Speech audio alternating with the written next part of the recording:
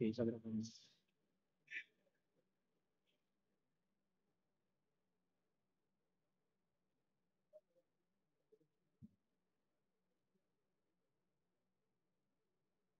Ok, gente, vamos começando então a última palestra do dia com a professora Eduarda Camargo. E o título da palestra é A Transsexualidade como Linha de Fuga do Sistema de Segurança Humano. E aí, só antes de eu passar a palavra para a Eduarda, vou só ler uma breve biografia. E a Eduarda é bolsista da CAPES na pós-graduação de Processos e Procedimentos Artísticos da Unesp, graduada em Gravura, bacharelado pela Unespar, campus de Curitiba, participante do 67º Salão Paranaense. Sua pesquisa em pintura é relacionada à imagem digital, sistemas narrativos e dispositivos de montagem. É uma das criadoras da produtora Conduita Filmes, que investiga improviso, criação colaborativa para cinema experimental e pontos de encontro entre vídeo e outras linguagens. Participou da companhia Teatro Secalhar, de 2020 a 2022, como performer, articulando ação performance com vídeo e som. Produtora de cinema, fora de cena, coletivo e distribuidora de filmes independentes e experimentais. Integrante do grupo de pesquisa e produção Episteme Brasilis, com Giovanna Vespa e Júlia Brasil, com enfoque em cibernética e produção artística latino-americana. Participante do programa de formação em arte curational practice na The New Center. Em 2022, cofunda o Centro de Pesquisa Travesti, pensado para fomentar a pesquisa, arquivamento da memória e empregabilidade entre travestis. Então, é uma grandiosíssima honra ter Eduarda Camargo aqui. Passo a palavra a você. Obrigada, querido, pela apresentação. Gente, algumas pessoas sabem, outras não, mas é um componente a ser falado. Meu avô morreu no domingo e eu passei por um abuso muito pesado e violento. Então, se eu estiver um pouco distraída ou se esses assuntos entrarem na fala com pertinência, é por causa disso. E eu também queria pedir, né, eu tenho dado bastante aula, eu queria pedir, eu vou fazer perguntas, e se vocês puderem responder, se vocês quiserem, se vocês estiverem confortáveis, seria uma dinâmica mais legal para a gente ter do que só eu ficar falando. Falei para ele que posso ficar 2 horas falando aqui tranquilamente, mas eu prefiro se vocês me responderem. Tendo isso em mente, queria fazer uma primeira pergunta preliminar. Né? Alguém pode falar uma definição de jogo? Pode ser a primeira que vem na cabeça de vocês, uma definição filosófica, ou uma definição prática. Perfeito. Não, ótimo. Você chegou no coração da coisa. A regra. Regra, né? E para se ter regra, você precisa ter um grupo, né, de pessoas e essas regras precisam ser sabidas pelas pessoas que estão participando. Né? Talvez a grande discussão aí para um certo tipo de filosofia é justamente como se sabe as regras e se você segue as regras sem saber elas, né? Mas de qualquer maneira, vamos entender isso como um jogo. Por que como um jogo? Eu vou tentar mostrar até o final o pensamento do Nicholas Land, que é aqui ele está novinho, quando ele era do Twink. O pensamento do Nicholas Land é uma forma de jogar com a realidade. Essa é um pouco a proposta dessa fala. Que a ideia do Land é jogar com a realidade. O jogo é importante para ele, talvez numa acepção um pouco diferente dessa, mas se a gente vai entrar no conceito central aqui, que eu já vou citar, é o conceito de hiperstição. Alguém já ouviu o que é hiperstição? Hyperstition. Alguém pode falar a definição? Sim.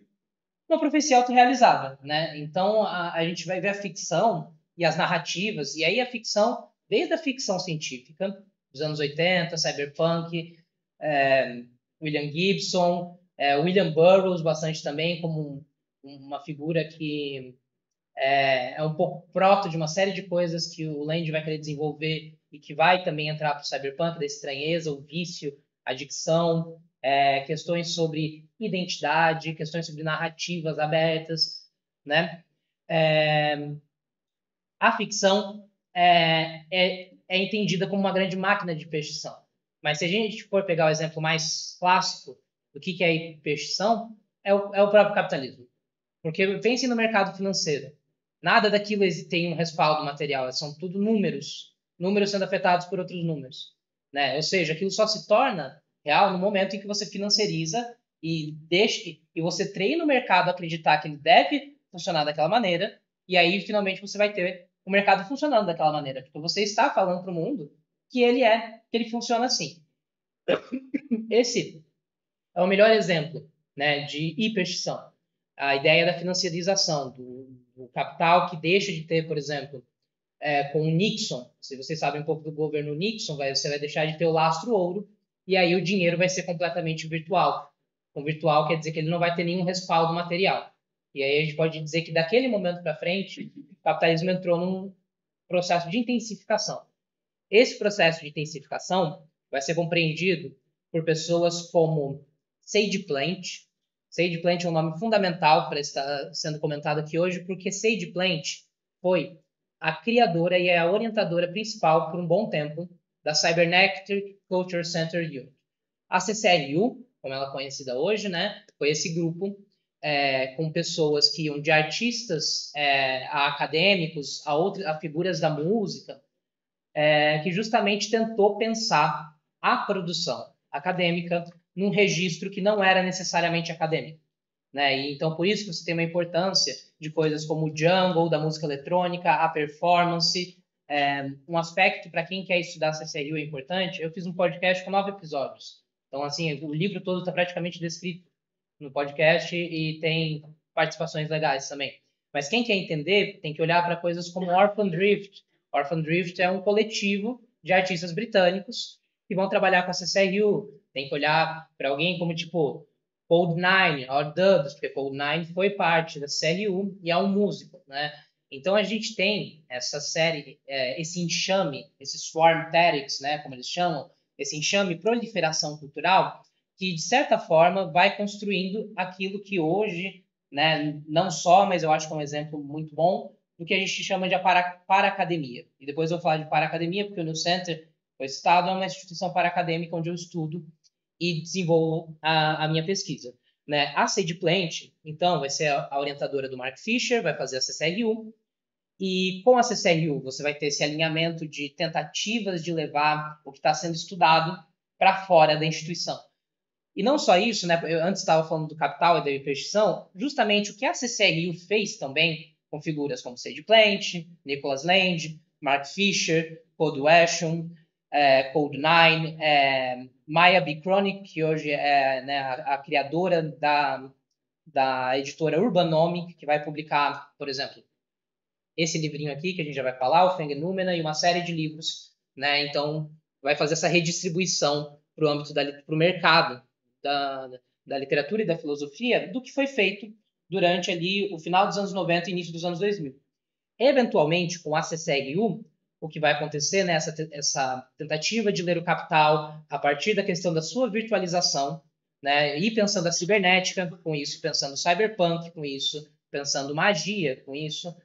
Por que pensando magia? Né? Quando a CCRU é expulsa, eventualmente ela é expulsa da Universidade de Warwick, quando eles surgem em Warwick, voltando um pouco antes, quando eles surgem em Warwick, a hegemonia derridiana, tanto que você tem vários textos críticos do Mark Fisher falando da desconstrução como uma moda. Né? Hoje em dia, muitas pessoas tendem a achar que o Deleuze é uma moda, mas com certeza foi muito mais nas artes e na filosofia, sei lá, de 2012 até uns 2, 3 anos atrás, do que foi de fato nessa época. Nessa época, a hegemonia eram pessoas como a Derrida, como o Derrida e a Spivak, né? Com método, com a desconstrução como método.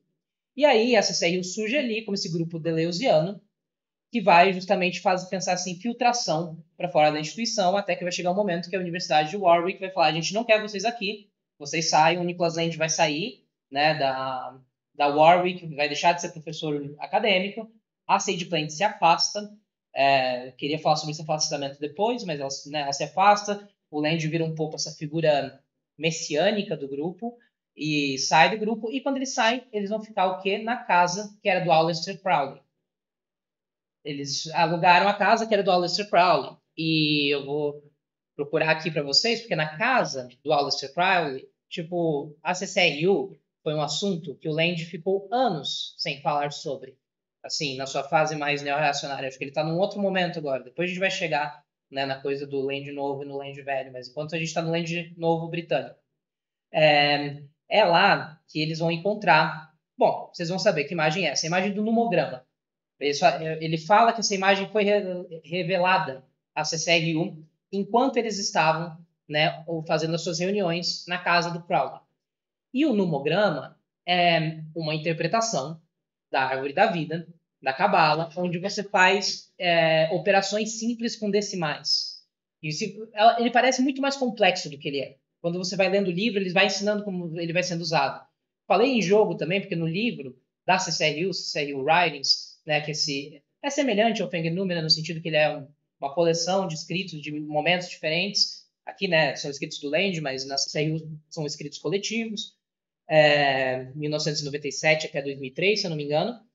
E eles vão descobrir o numograma, e lá eles não só vão explicar o que é o numograma, como ele funciona, como são as operações, o que significa cada esfera, porque as esferas vêm da Sefirot, da árvore da vida, né? O que significa cada esfera tem a ver com uma zona, que tem um planeta, que tem uma série de demônios, mas enfim, antes de entrar mais na formalização do numograma, né, o numograma é revelado a eles o descobrem, né, isso são palavras de entrevistas recentes do Land, em que eles descobrem o numograma durante essa época, e o numograma vai ser lidado com o que? Com jogo de cartas. Tem um jogo de cartas que é ensinado no livro, que se chama Decadence and Subdecadence. E quando você tira esse jogo de cartas com uma pessoa, você invoca um demônio.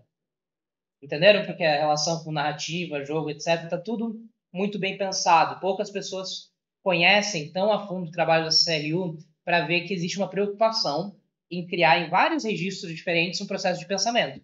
Na música, nas festas, nas performances. Os demônios principais têm avatares que são feitos pelo Orphan Drift em colagens, instalações. Então você tem um evento feito em 97 ou 98, em que certos nomes de demônios são nomes de músicas que são tocadas, são feitas leituras, além das leituras tem performances, né, para esses demônios, e, enfim, você usa então, né, esse jogo de cartas para conseguir ativar o numograma. Ou seja, a CCRU é um manual de como falar com demônios.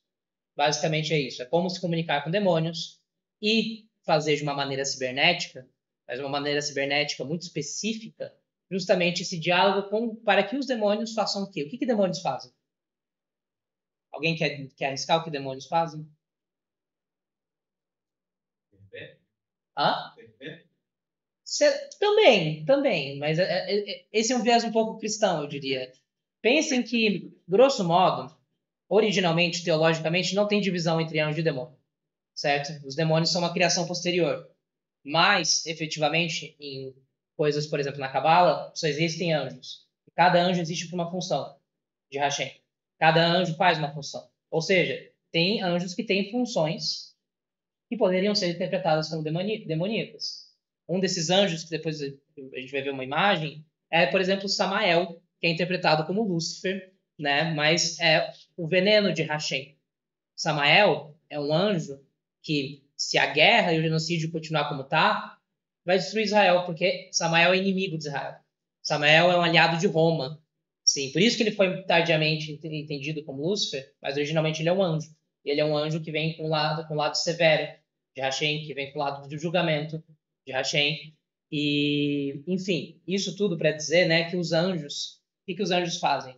Eles comunicam, eles fazem a comunicação. Se a gente quiser pegar, por exemplo, demônios e pegar daemon, né, no seu sentido grego, o daemon é justamente o Sócrates fala muito do daemon, porque o daemon é uma mediação entre intuição, seria uma intuição, né, entre o sensível, o imediato, o desejo e a razão. E em vários momentos dos diálogos, o Sócrates, inclusive, é legal falar de Sócrates porque depois o Nick Land vai extensivamente criticar o projeto socrático na filosofia. Mas tem um texto, até mando para vocês depois, que é Por um Sócrates Demoníaco, onde eu vou olhar para Fedro, que é o último diálogo, e falar, olha, esse diálogo começa com ele sentindo dor, porque ele estava acorrentado, e logo depois, ou seja, começa com dor, começa sobre sensibilidade. A partir disso, ele lembra de um sonho que ele teve há pouco tempo, que ele estava dormindo, onde ele sonha com uma besta com duas cabeças. E essas bestas são tipo razão, as duas cabeças são razão e desejo. Né? E o início do diálogo todo se desenvolve a partir do que eu chamo de uma hipótese estética, ou num sentido muito proto, assim, muito retrospectivo, psicanalítica, que é pensar dor e prazer. Pedro é sobre dor e prazer e sensibilidade e também sobre a mediação da razão e do desejo, né? E aí isso é a figura do daemon para os gregos. Então, se você puxar até no sentido fora da teologia que eu estou falando aqui, da teologia judaica cristã, né? São coisas diferentes, mas estamos pensando elas juntas, porque a quantidade de referências que a gente tem no mundo são maiores. Se você puxa no sentido grego, e aí daemon é a intuição. E todo mundo tem seu daemon. E o daemon é a voz que fala com você mais ou menos, literalmente, e te comunica, né? Tipo, tenta... E Sócrates ignora constantemente o Daemon. Tem diálogos em que ele briga, porque ele não quer. Porque Sócrates quer, a partir do texto mais direto de crítica do Land ao projeto socrático, que está aqui no Fenômeno, Sócrates quer justamente ignorar os Daemons. Quer ignorar o seu Daemon e quer trabalhar só na lógica da razão. Guardem isso da coisa da razão e do desejo, porque vai entrar um pouco mais enquanto a gente prossegue vendo o trabalho do Land. Então, né, são maneiras de... Os anjos, ou os demônios, ou os daemons, são maneiras de mediação que a gente tem em comum. O livro da CCRU, em certa maneira... Na verdade, todo o trabalho do Land, até hoje, essa é a maior continuidade, é pensar dispositivos ou jogos filosóficos ou mecanismos ou maneiras de lidar com esses demônios. Isso está assim, isso existe até hoje, tanto que hoje em dia ele fala muito de Bíblia, muito de religião, tem um Buda, tem a penúltima entrevista que ele fez tem um Buda enorme atrás dele, então tem um reencantamento aí, já tinha na fase darwinista social, mas tem uma mudança muito mais para o viés da religião, que eu tenho sentido no trabalho dele, onde ele fala, por exemplo, de milagre.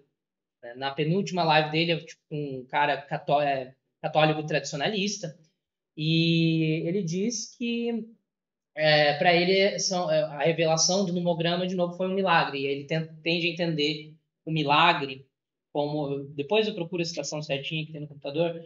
O milagre, ele é uma variabilidade da natureza que só a natureza pode fazer, mas é muito específico. Então, e aí eu acho que, né, essa questão do milagre, do profético, do hipersticional, do mitológico, são aspectos que são até meio óbvios dentro do trabalho dele e da CCRU, mas eu sinto que, ao mesmo tempo, se perdeu em vista, né, esse caráter que, se a gente parar para pensar, em última instância, é nietzschiano. Né? O tipo de projeto filosófico que o Nietzsche faz, de reler os gregos e dizer que os gregos foram mal interpretados, e aí pensar a questão das forças, né? Tudo deixa de ter um fundo moral para ser um choque e uma disputa de forças. Né? Você deixa de ter sujeito, tanto que a Butler, em Problemas de Gênero, usa Nietzsche para falar que não existem sujeitos, só existem ações. Né? Então, essa ruptura que o Nietzsche faz, que já vem... Existe um esquema do Bruno Belém, né? Bruno Belém, meu amigo, colega de pesquisa, tem um desenho dele onde as coisas vão rachar com o Kant, e aí para um lado vai o Schopenhauer, para o outro vai o Hegel. Sim, grosso modo a gente tende a entender muito a história da filosofia recente nessa divisão, com a divisão que tem o Schopenhauer tendo o Spinoza antes, só que nem sem estar com essa ligação direta ao Kant, porque são muito diferentes, né? Esse esquema eu acho que explica tão bem que hoje em dia, e isso eu espero que meus colegas e amigos não fiquem chateados pelo que eu vou falar aqui, isso entra na briga essencialmente fútil e acadêmica que a USP tem com a UERJ para a FRJ. É isso, de ficarem, porque o uspianismo que existe, de fato, mas não é da maneira que é descrito, porque a USP é um vampiro, e aí também os hegelianos da USP ficam pegando no pé dos eleusianos da UERJ. Isso tudo é uma questão de vaidade acadêmica, tem questões de história de poder, eu acho também, mas eu acho que meus amigos que são, ainda bem que eu não sou honesto, não sou de nenhuma das instituições, olhando de fora, é só mais um jeito de reencenar uma coisa que vem de vaidade acadêmica, mas é em última instância Hegel e Spinoza. Hegel e Spinoza sendo cariocas e paulistanos, né? Ainda tem Milesiano no UERJ, porque pelo menos na psicologia eu não conheço nenhum, todos morreram.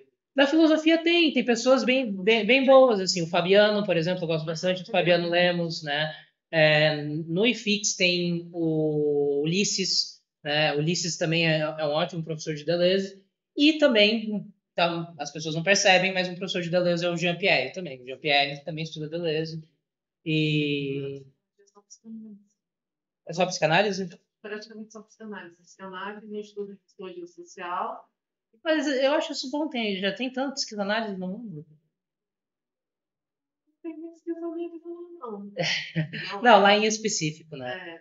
Lá em específico. Pelo menos na psicologia. Eu sinto que no Brasil tem bastante esquizo, assim. Eu não sei, porque eu acho que convivendo entre pessoas trans, você vê quase todo mundo é da esquizo. Exato. É muito raro uma pessoa trans ser teimosa como eu e querer trabalhar com psicanálise. Ser teimosa nesse ponto, né? Pra ser trans tem que ser teimosa. Não, mas eu tinha muito psicanalista também. Então.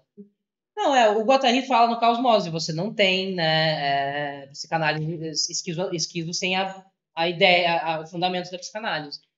Né? Mas eu acho que também entra em rixas bobas, assim, entra em rixas de cacoetes. Eu tô falando dessa coisa do estereótipo do cacoete porque esse cara, tipo, gente, eu vivo zoando ele é um homem patético hoje, a gente vai chegar no porquê que ele é patético, mas ele tem um pensamento muito tipificado, isso é errado, assim, talvez se vocês conhecessem o Kant, vocês iam achar ele muito mais patético que o Nick Land, por exemplo. Se vocês conhecessem o Hegel, vocês iam achar ele patético. Então, tipo, Spinoza não, Spinoza parecia que tinha uma vida legal. Mas assim, do que importa, né, a vida dele? Se a gente pode simplesmente ler ele, fazer o que eu falei para Pérola, para mim é o maior filósofo transexual da nossa época.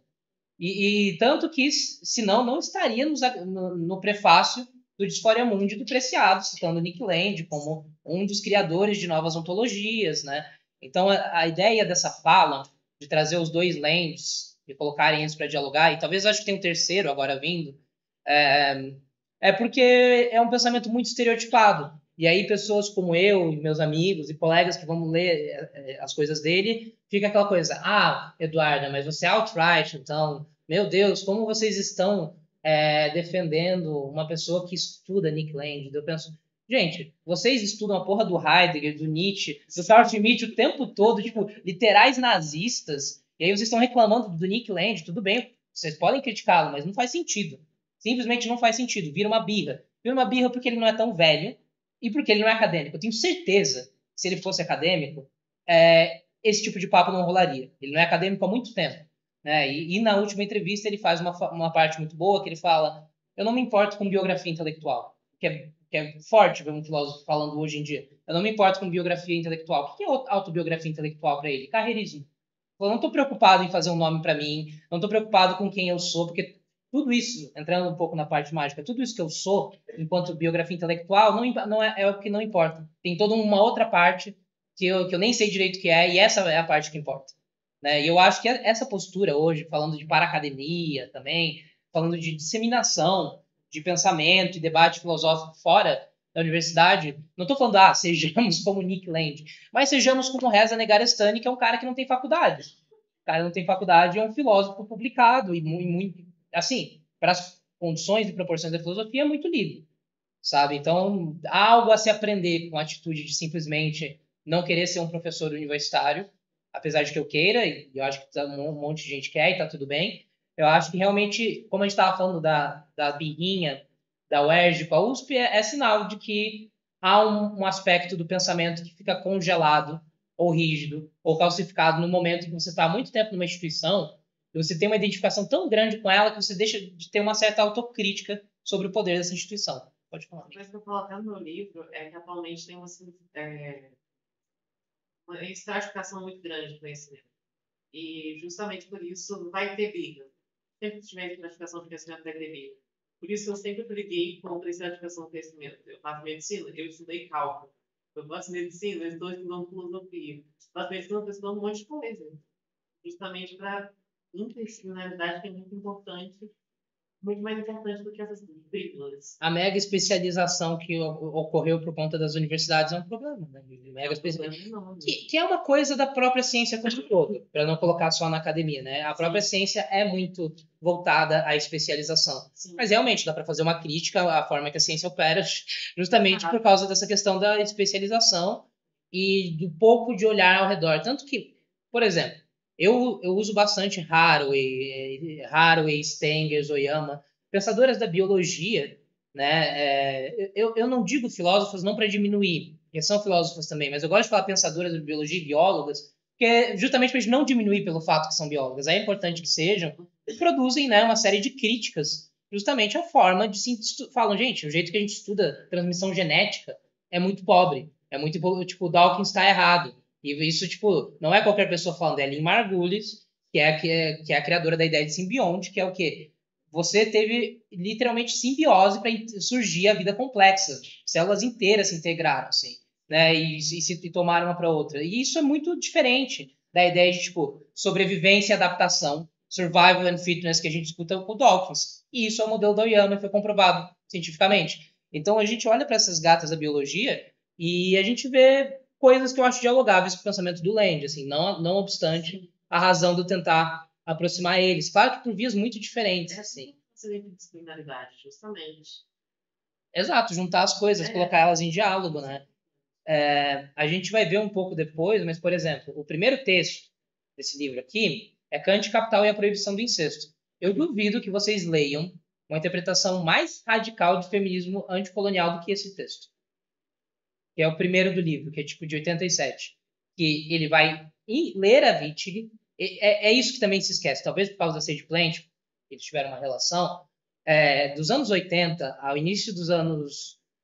meados dos anos 90, o Land lê muita literatura feminista. Muita filosofia feminista. Então você vai ler Kant, Capital e a Proibição do Incesto e você tem uma crítica como a seguinte: Kant formalizou o sujeito moderno e reificou ele dessa maneira. Então tudo que é a priori é o homem europeu e tudo que é posteriori são os outros. E enquanto isso ocorrer, vai ter racismo e vai ter colonialismo. É a formalização da modernidade. Você só tem... E aqui você não está falando em capital, você está falando de Estado-nação. Você só tem Estado-nação porque existe sexismo e racismo. E o racismo vai ser a justificativa da colonização e extrativismo nos outros lugares. E o sexismo vai ser a justificativa dos modelos de filiação e parentesco, que aí vai vir desde o Levi-Strauss e vão se complexificar com o capital, mas tanto o racismo como o sexismo, ou a colonização, né, e o sistema de filiação e parentesco, são os motivos da acumulação primitiva. Não tem capital sem eles, não tem Estado-nação sem eles. Ou seja, a única maneira para o Land de você acabar com o capitalismo, que vira uma inibição da síntese, ele é super kantiano, ele vai falar, o que acontece é que a gente tem uma síntese inibida, e a mulher é o lugar das sínteses infinitas. Então, para chegar nesse lugar das sínteses infinitas, que seria uma maior complexidade da forma de se relacionar, viver e se organizar, você teria que fazer uma revolução feminista. É isso que ele fala. Ele fala, inclusive, a Irigaray, que eu adoro, mas assim, tenho ficado cada vez mais distante por uma série de questões, ela analisou muito bem a economia simbólica por trás da opressão das mulheres. Mas quem realmente foi longe, nas palavras do Nick Land, quem foi longe foi a Wittig. Que a gente tem que fazer justamente uma revolução armada das mulheres. E eu vou ler o final do texto para vocês verem. Uma revolução armada das mulheres, porque essa é a única maneira de acabar com o capital. Vou ler as últimas 2 páginas para vocês terem uma ideia de como que ele aborda isso. E além disso tudo, a gente falou muito de ficção, o Land tem uma escrita e uma prosa incrível. Eu acho que isso é o motivo dele ser tão lido por pessoas que não têm interesse em filosofia, necessariamente. Dá para ler como literatura, como um elogio. If feminist struggles have been constantly deprioritized in theory and practice, it is surely because of their idealist recoil from the currency of violence, which is to say, from the only definitive matter of politics. Ou seja, a única matéria definitiva da política é a violência. The state apparatus of an advanced industrial society can certainly not be defeated without a willingness to escalate the cycle of violence without limit. It is a terrible fact that atrocity is not the perversion, but the very motor of such struggles, the language of inexorable political will. É muito Nietzscheano, né? A revolutionary war against a modern metropolitan state can only be fought in hell. It is this harsh truth that has deflected Western politics into an increasingly servile reformism, while transforming national struggles into the sole arena of vigorous contention against particular configurations of capital. But, as I hope I have demonstrated, such nationalist struggles are relevant only to the geographical modulation of capital. Isso aqui é muito bom porque ele evita cair no etno-estado, que falar o nacionalismo, a luta nacionalista só é importante por causa da modulação geográfica do capital e não como uma identidade essencialista. And not the radical jeopardizing of neocolonialism, inhibited synthesis as such. Victoria's third world struggles, so long as they have been successfully localized, do not lead to realistic post-capitalist achievements, and certainly not to post-patriarchal ones, since the conversion of the form of the nation-state is itself enough to guarantee the reinsertion of a society into the system of inhibited synthesis. De novo, a coisa da síntese inibida, que ele vai tirar a partir da crítica ao Kant. For as long as the dynamic of guerrilla war just leads to new men at the top, olha só, ele vai lacrar, without that this entails in terms of communication between individuated sovereignties, history will continue to look bleak. For it is only when the pervasive historical bond between masculinity and war is broken by effective feminist violence that it will become possible to envisage the uprooting of the patriarchal endogamies that orchestrate the contemporary world order. With the abolition of the inhibition of synthesis of Kantian thought, a sordid cowardice will be washed away, and cowardice is the engine of greed. But the only conceivable end of Kantianism is the end of modernity, and to reach this, we must foster new Amazons in our midst. Agora, me digam se não é isso um texto de feminismo anticolonial, anticapitalista, tentando pensar um pós-capitalismo. A gente vai ver que o teor, dentro desse livro mesmo, né, de 1987, 2007, isso vai mudar. Mas esse é o primeiro texto acadêmico do Land, Anticapital e a Proibição do Incesto. Caso vocês queiram ver um comentário um pouco mais atualizado e travecado disso, vocês assistam a primeira fala do Centro de Pesquisa Travesti, há 1 ano, no Espaço Verde na USP, que é Tecnologias Biossociais do Gênero no Travecoceno, e é justamente trabalhar a partir de Kant Capital e a Proibição do Incesto no contexto das travestis brasileiras. Bom, isso era a introdução que eu queria fazer do Land. Antes da gente prosseguir, você pode passar a imagem? Antes da gente prosseguir, eu ia falar no final, mas eu acho importante falar isso. Tem as pessoas que eu queria agradecer essa fala, que são amigas e esposas, a Sofia Said, a Malena Stefano, Isabela Caetano, Ellen Araújo, Neuza Valéria e Laila de Guadalupe. Também queria acrescentar o New Center, né, que já foi citado, e o CPC, e a Jean-Pierre Carron e Bruno Belém, porque pela pesquisa e amizade dos últimos anos, mas porque temos feito mesas recentemente. Eu também sugiro para vocês verem a mesa que a gente fez na UFABC, que eu fiz essa fala sobre a simbionte, a Margulis, e o Bruno fez uma introdução muito boa de aceleracionismo. Hoje a gente vai falar de aceleracionismo, mas não é sobre aceleracionismo, é sobre o Land, né? Então, para uma introdução muito completa, eu recomendo essa fala do Bruno, e para ver uma crítica que aí o Jean está fazendo num debate entre o Ilan Bezunzan e o Reza Negarestani, é sobre o que é a fala dele, que é pensar abdução, razão e o alienígena. Então, se vocês querem, né, conferir, né, como tem sido esse debate, e principalmente aceleracionismo, porque a fala do Jean não é aceleracionista, mas está lidando com neorracionalismo, que é um desdobramento, eu sugiro que vejam essa fala que está salva da UFABC. Bom, como a gente está fazendo um jogo aqui, e essas coisas têm muita atração popular, né, eu, inclusive, conheci o Nick Land por causa dos memes, eu conheci o aceleracionismo por causa dos memes, conheci o Fischer, né, virtualmente um pouco antes da morte por causa dos memes do Facebook. Eu acho importante a gente mobilizar certas figuras, né, que é a razão que o IE está aqui. Eu vou tentar jogar ao longo dessa fala exemplos de como eu acho que o Kanye West não só entendeu o Nick Land, como há uma verve aceleracionista no IE. Vai ser o IE que vai ser esse lugar de compreensão, justamente porque é muito famoso, né? Muito conhecido, já foi o homem negro mais rico do mundo, hoje em dia não é, né? É uma pessoa envolvida em polêmicas, uma pessoa que ia saiu à presidência e perdeu, uma pessoa envolvida com figuras de extrema-direita, e há uma questão no Kanye West que eu diria que é o abandono da identidade, e justamente o abandono da identidade via o capital. Se vocês escutam o Jay-Z, isso já está no Jay-Z, mas está de outro jeito. Porque está no Jay-Z na seguinte maneira. Escutem The Story of O.J., de 444.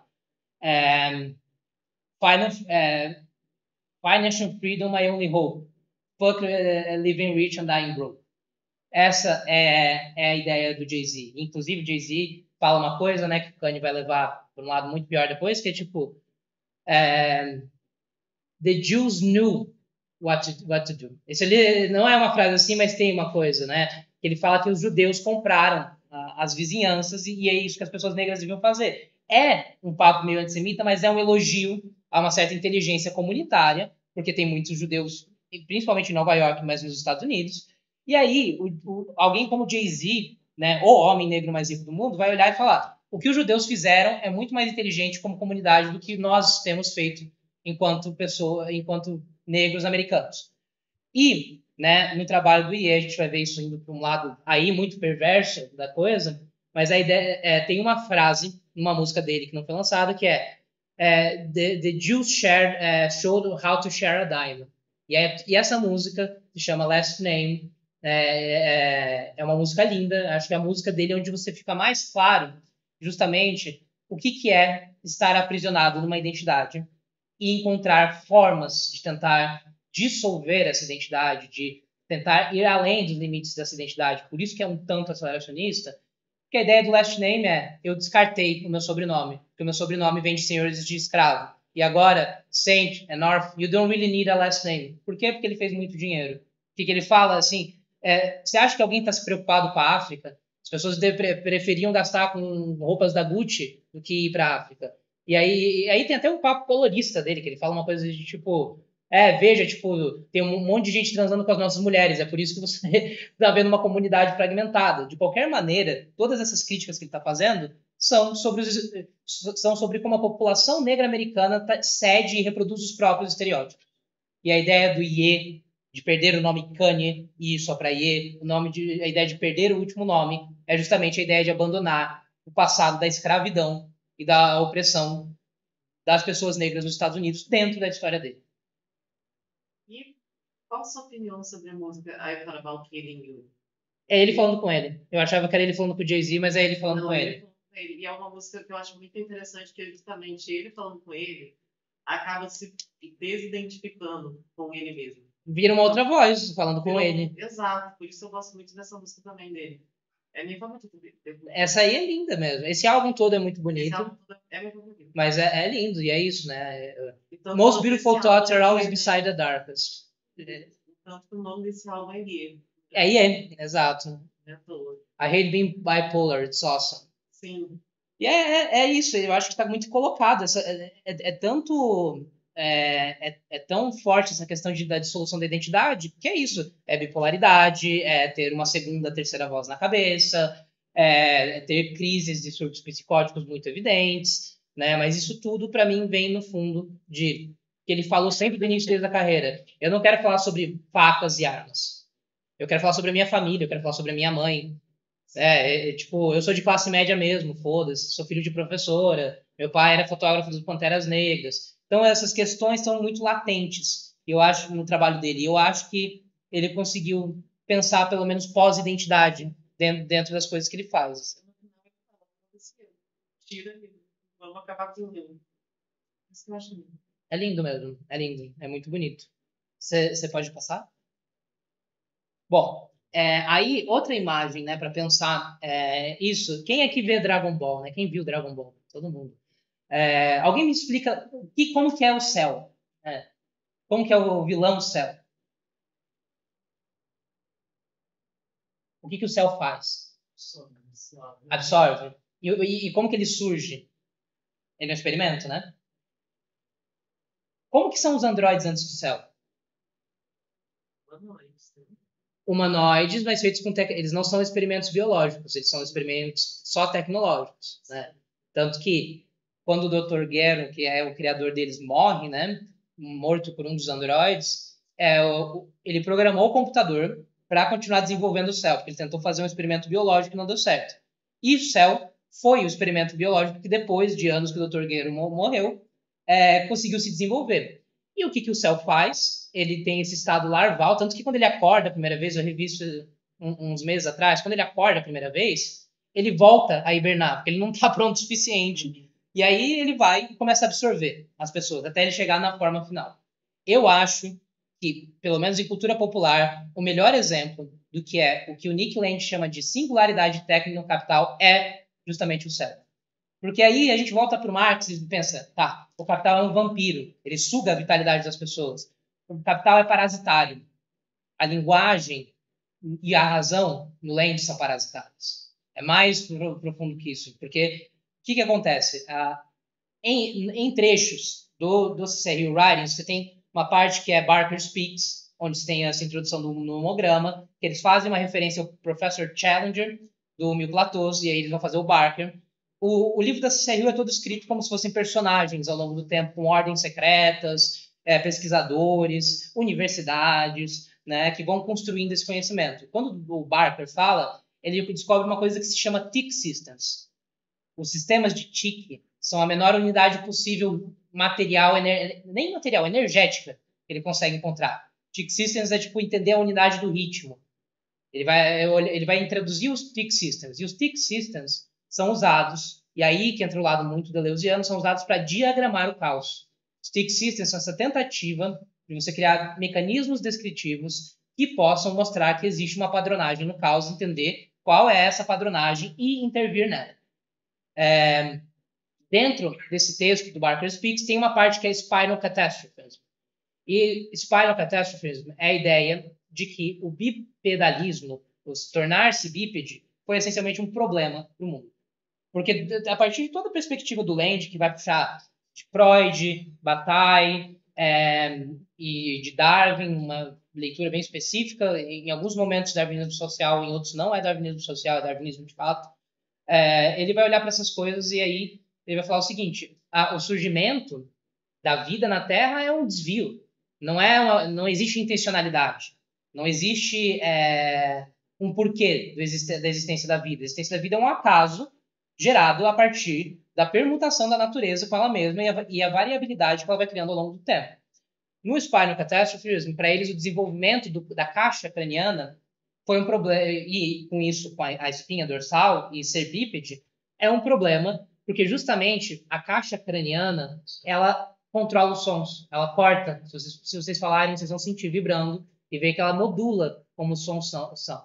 Então, quando eles resgatam essa ideia de que existe uma linguagem adâmica, ou seja, uma linguagem original, de sons puros, e também seria uma linguagem mais perto de uma comunicação mágica, para eles o desenvolvimento da caixa craniana e do bipedalismo com isso é um problema, porque você está modulando e diminuindo a possibilidade de sons que pode ser feita, e com isso você está criando a linguagem, a consciência e o indivíduo.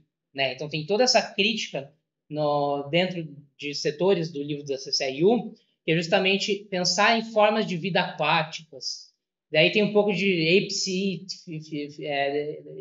Theory, que é essa teoria maluca que por algum momento você tinha esses hominídeos, assim, meio macacos, que nadavam na água, então você tem um estágio intermediário bem marcado entre que seriam os seres da água e os seres da terra. Tem a ideia de uma regressão, justamente porque a ideia é que o desenvolvimento da linguagem leva ao desenvolvimento da razão, e aí, com razão, a gente vai chegar justamente em sistema de segurança humano. Alguém aqui já ouviu a frase sistema de segurança humano? Duda, desculpa rapidinho. Qual que era o conceito do Land, singularidade técnica? Singularidade técnico-capital. Obrigado. Já vou voltar para a singularidade. Alguém já ouviu falar o que é sistema de segurança humano? Que no fim é sobre essa fala. O que ele falou do Kant? Que o Kant formalizou o homem na filosofia e a modernidade e as consequências políticas dela, e com isso ele fez uma síntese inibida. Ele diminuiu a possibilidade do que os humanos e as pessoas podem ser e criou, com isso, um fechamento conceitual que leva ao tipo de Estado-nação que ele descreveu ali no final. O sistema de segurança humano, em última instância, pensando que a linguagem é um parasita que se desenvolve. Eu estudo memética no mestrado, assim, então se vocês forem ver a teoria dos memes, tem argumentos fortes, não vou dizer assim comprovados, mas tem argumentos fortes que o cérebro se desenvolveu no momento em que ele aprendeu a replicar a informação. Ou seja, com o surgimento dos memes, e as palavras são os memes mais fortes, você tem o crescimento do cérebro para ele conseguir armazenar. E no início, os memes não existem assim com agência, mas eles existem com dinâmica. né? Vocês podem ver isso no Dawkins, na Blackmore, no Daniel Dennett. Com o desenvolvimento dos memes, você tem o desenvolvimento da linguagem, você tem o desenvolvimento da linguagem dos memes meio paralelo, assim, porque é muito difícil de dizer o que veio antes, mas é meio que os memes vieram antes e a linguagem logo depois. A linguagem vira essa coisa parasitária e ela começa a se desenvolver pela própria otimização. E a gente pode entender a história da razão isso. Ou se a gente for ler de maneira mais hegeliana, a história do Geist, desenvolvimento do espírito, do conhecimento, da inteligência, a tradição filosófica, né, pode ser entendido como o desenvolvimento justamente dessa linguagem que pensa a si mesmo. Se vocês leem qualquer passagem da fenomenologia, vocês vão ver que é justamente uma consciência pensando a si mesmo, né? Eu acho que a melhor explicação para esse livro é tipo um romance de formação, porque ele já justamente está nesse contexto de romance de formação da consciência, do Geist, é isso. Assim, então eu acho que a leitura do Land é muito boa disso, né? Que justamente a razão vai trabalhar pela própria reprodução e pela própria otimização, só que o que acontece? Em um determinado momento, palavras dele na última entrevista, em um determinado momento, no Renascimento na Itália, você descobre que existe o número zero, e aí para o número zero você muda completamente a forma de entender números, e aí o capitalismo chega como uma superinteligência e fala, eu vou dar para vocês superinteligência, mas ela é para minha própria otimização e eficiência. Ou seja, se a razão faz isso e desenvolve o humano pela própria autorreprodução, o capital vai dobrar a aposta em cima da razão, da linguagem, do conhecimento e fazer isso. E aí parasitar a razão e o conhecimento e os humanos a partir desse lugar do desenvolvimento da inteligência. Por que o Renascimento? É arbitrário. A gente poderia escolher os sumérios, poderia escolher outros momentos da humanidade. A escolha é muito mais narrativa do que científica, né? A ideia é que no Renascimento, com o humanismo da época, você tem uma equiparação das artes, o desenvolvimento de ideia de economia, desenvolvimento do capitalismo. Eu pegaria mais a Holanda, mas eu acho que o caso do Land pela Itália é bom também. Você tem o desenvolvimento do conhecimento, o homem passa a ser a medida de tudo, né? Você vai desembocar ali na filosofia do pensamento de Dante Alighieri, Giordano Bruno, etc. E ali, para o Land, é o momento que surge o capitalismo. E a partir disso, o sistema de segurança humano é todo momento em que a gente barra, em que a gente cria um threshold, que a gente cria uma barreira, um limite, um filtro para o desenvolvimento do capital. Porque o capital não está necessariamente preocupado com ele mesmo, nem mesmo não está preocupado com a gente. Assim como a razão talvez não esteja também. Mas pelo menos a razão está mais alicerçada na ideia da inteligência e da linguagem. O capital já cria uma linguagem muito mais alienígena das coisas. Então, o sistema de segurança humano é toda vez que a gente impede o autodesenvolvimento do capital, porque o capital nos parasita e ele precisa nos fazer concessões. Tem um momento que é bom na entrevista, são 3 caras marxistas, barbudos, assim, entrevistando ele, e eles falam assim, tá, Land, você tá falando que, tipo, capitalismo é superinteligência, mas por que a gente continua fazendo armas? Por que a gente faz fast food? Por que a gente consome pornografia? Aí o Land falou, isso não é o que o capital quer, isso é o que a gente quer. A gente quer essas coisas. Às vezes a gente quer coisas boas também, mas geralmente a gente quer lixo. E aí, eu vou falar um pouco mais depois de como ele leu Bataille, mas é isso, ele diz, a gente quer lixo. A gente que quer as armas. A gente que quer os hambúrgueres. E os hambúrgueres são a concessão que o capital faz para a gente, para ele continuar se autorreproduzindo. Então, a ideia da singularidade tecnocapital, basicamente é essa, dessa coisa que vai se tornar, escatológico, mas ao mesmo tempo não é teleológico do jeito que seria o Geist para o Hegel. E isso vai estar majoritariamente no livro que eu dei aula recentemente, que é o Thirst for Annihilation. Quem aqui é leitor de Bataille? Quem gosta de Bataille? Você quer falar um pouco do... Não, eu só li a parte da literatura e o erotismo. Você leu O Ano Solar? Não, mas eu conheço. Então, né, aqui tem Hã? Pela abertura do Launchad. É que Deleuze e Guattari não gostam muito, né? É. Apesar de ser bem parecido. E no Land dá pra ver que é parecido. Esse livro aqui, se vocês querem ter... A parte maldita. É um puta nome, né? É um puta título, A Parte Maldita. Esse livro aqui, começa com um texto chamado A Noção do Dispêndio. Se vocês querem pegar a síntese do Bataille, leiam A Noção do Dispêndio. porque o que ele faz é inverter o Marx e falar, é o seguinte, a economia não funciona por escassez, ela funciona por gasto, por dispêndio, ou seja, sacrifícios, festas, toda explosão libidinal é uma forma de gasto e a economia é toda baseada em cima disso. Tá, eu estou só citando a parte maldita que eu tenho lido agora com o texto que eu estou fazendo, só que o que é essencial para o Thirst for Annihilation, Sede de Aniquilação, né, do Land, que é o primeiro livro dele, de 92, e é um livro ainda meio acadêmico, é justamente o ano solar e o olho pineal. A ideia do ano solar é que tudo ocorre no mundo, o motor do mundo é cópula e o movimento dos planetas, assim. Tem uma coisa mega lendiana nisso já, né? Porque a ideia é que, enfim, você tem o sistema solar, gravidade, os planetas rotacionando, e o movimento que ocorre na Terra é um movimento de cópula. Quando as plantas crescem, elas querem copular com o Sol. O movimento dos homens e dos animais é um movimento de cópula, porque eventualmente para você ter a reprodução da vida, você precisa do sexo. Lembrou o último texto de Manifesto Transexual do Apreciado. Eu não li o da último. homossexualidade como... Enfim, não estou lembrando agora. E ele fala que justamente Deleuze e Guattari estão dando um pulo para o outro para conseguir produzir... Filosofia com arte superior de Daroku, né? Exato. Não, é super interessante isso. E é super batalhando também, assim. Sim, exato. É um momento legal para resgatar a batalha, assim, faz sentido. Eu tinha preconceito, daí eu fui ler e fiquei, não, ele era bom mesmo. E no ano solar você tem a questão dos movimentos de cópula e os movimentos giratórios, né? E para ele, basicamente para o Bataille, e o Land vai aprofundar isso, tudo veio do Sol.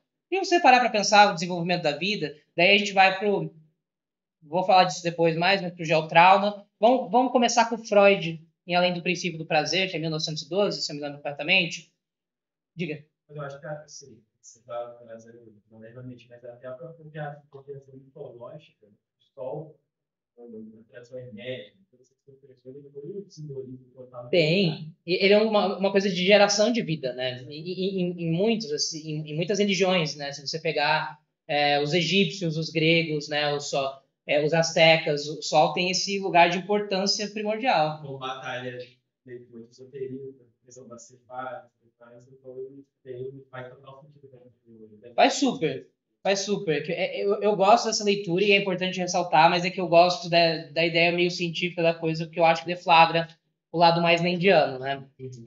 Quando você tem a Pangeia e a sopa cósmica e você não tem ainda o surgimento da vida, né?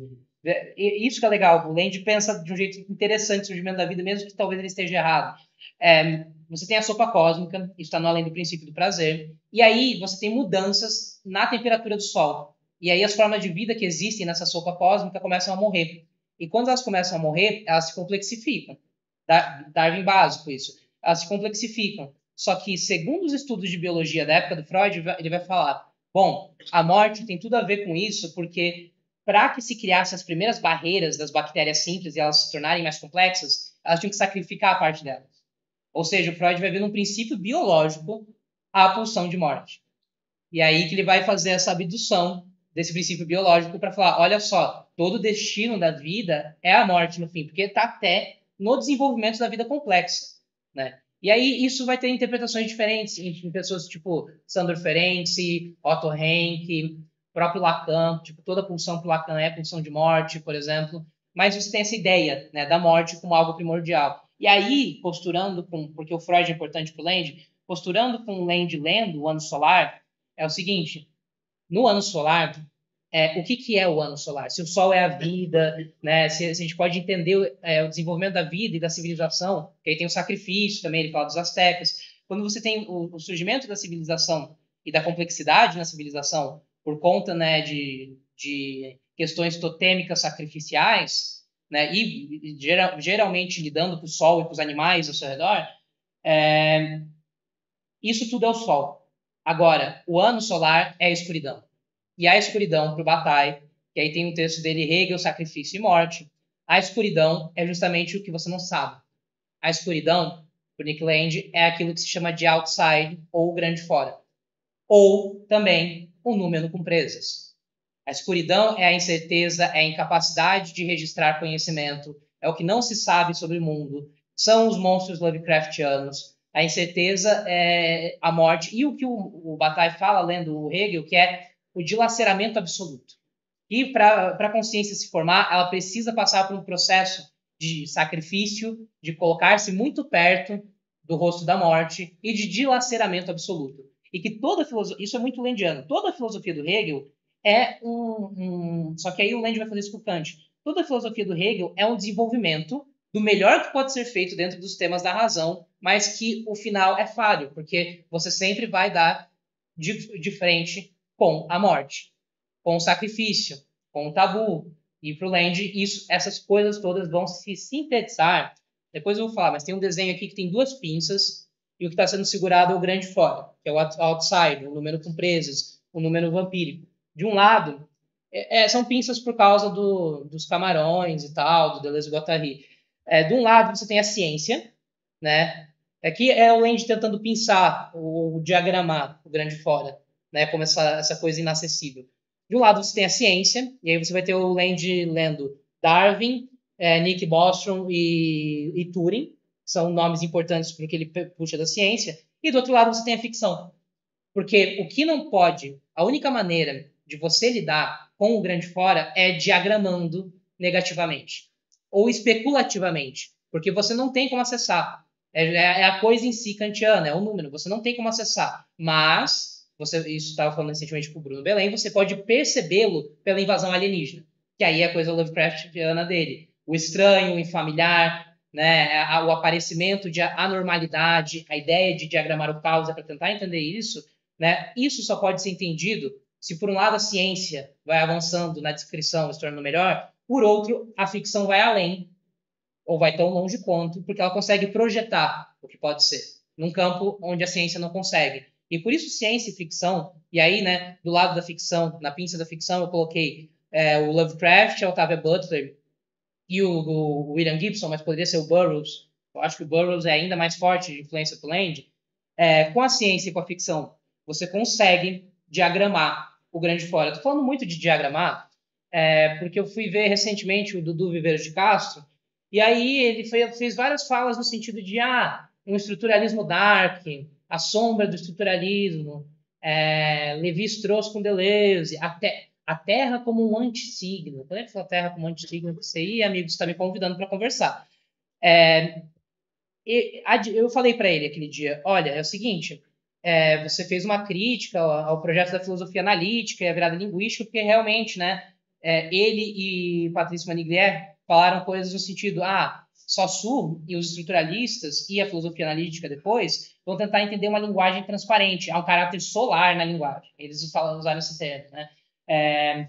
Tem uma frase do Saussure que é tipo, la langue, la langage, c'est photomatique, aquela fotomática, né? E aí eles estavam tentando pensar as sombras dos signos. Eu falei, cara, por que você não gosta de Nick Land, então? Porque você está fazendo o mesmo projeto que ele, só que eu estou tentando mostrar aqui para vocês com essa questão da pinça, que a diagramação, no sentido bem deleuze-guattariano que ele faz, é muito boa. Justamente porque tem ciência e ficção. Justamente porque ele está vindo do lado onde você consegue fazer descrição e está indo para o lado onde você consegue fazer prescrição, que aí é a ficção e o caráter hipersticional, e a própria filosofia, né? E aí, mais para baixo da pinça, tem esse arco, onde tem Nietzsche, Freud, Bataille e Marx. Eu coloquei eles atravessando, porque eles estão antes, cronologicamente, desses autores que estão aqui em cima, e também porque eu acho que eles estão, de alguma maneira, fazendo as duas coisas junto. Eles estão pensando ciência, inclusive o Nietzsche também, e de alguma maneira o Bataille também,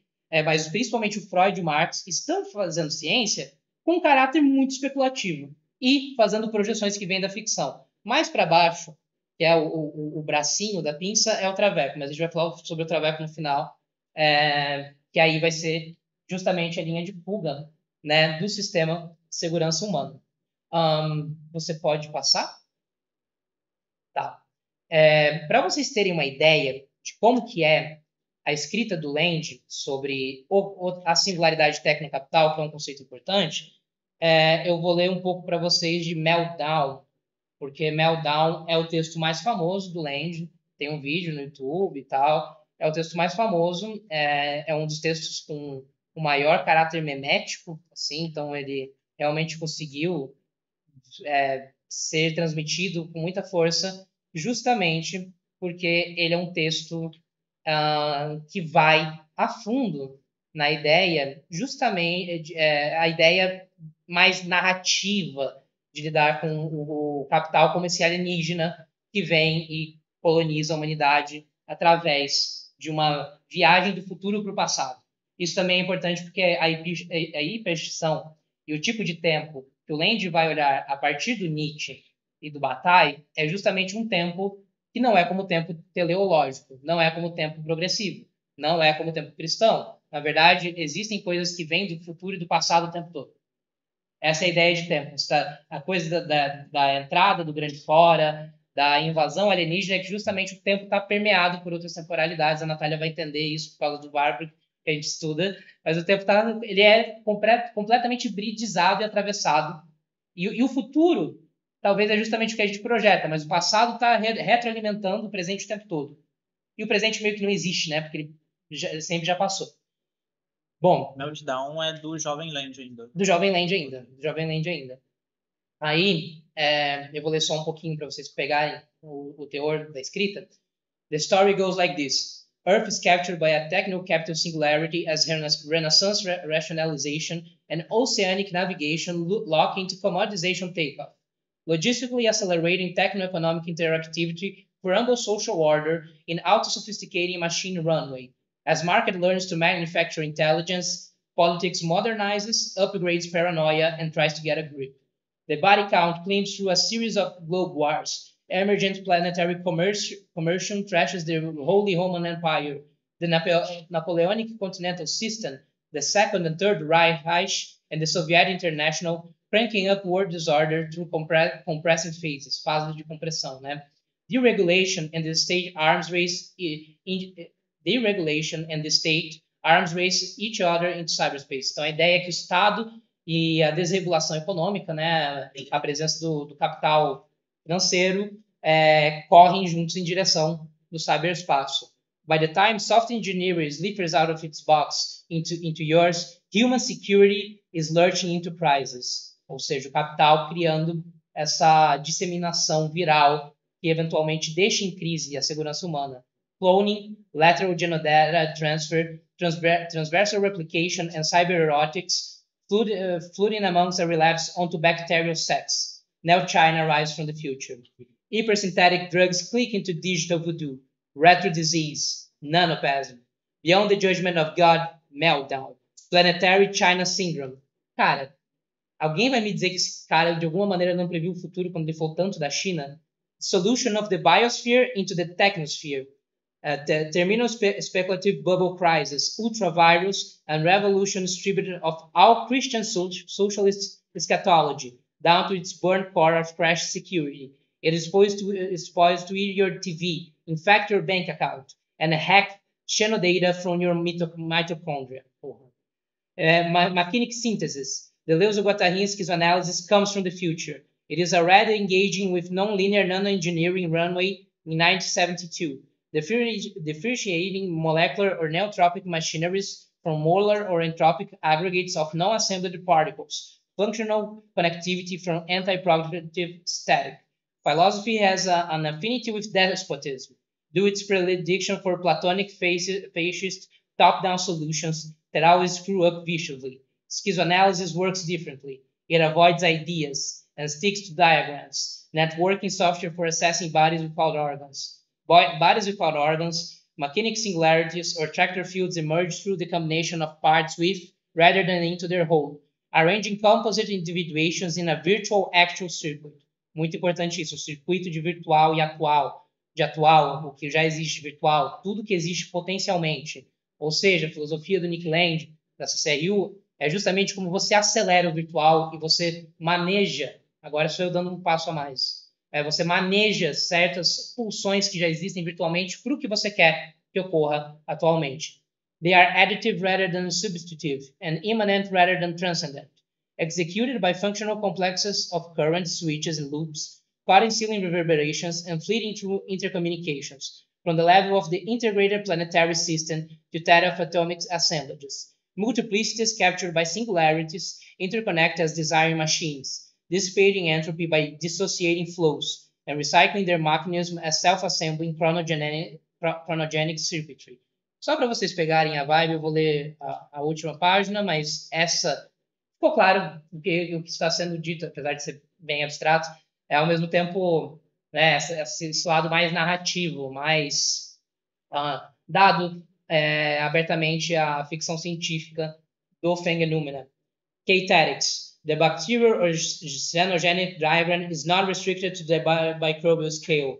Macrobacterial assemblages collapse generational hierarchies of reproductive wisdom into lateral networks of replicator experimentation.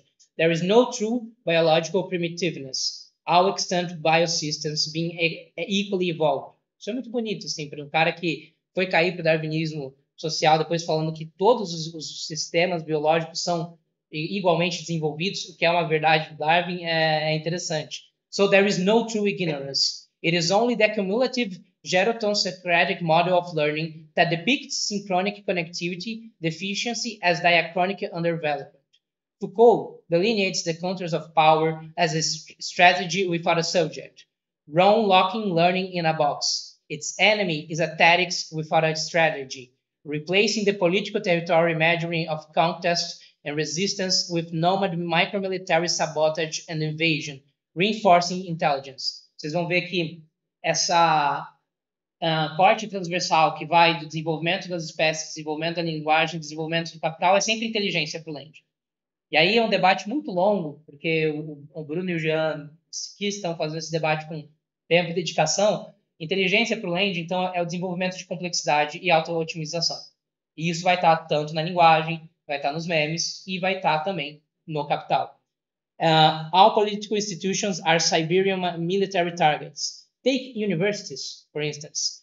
Learning surrenders control to the future, threatening established power. It is vigorously suppressed by all political structures, which replace it with a docilizing and conformist education, reproducing privilege as wisdom. Schools are social devices whose specific function is to incapacitate learning, and universities are employed to legitimate schooling through perpetual reconstitution of global social memory. Aqui é claro que ele estava muito triste que ele estava sendo mandado embora da universidade, mas há uma crítica a ser entendida aí, ok? Eu acho que existe um quê, né? Falei de vaidade acadêmica e ultra especialização antes, acho que tem um quê aqui.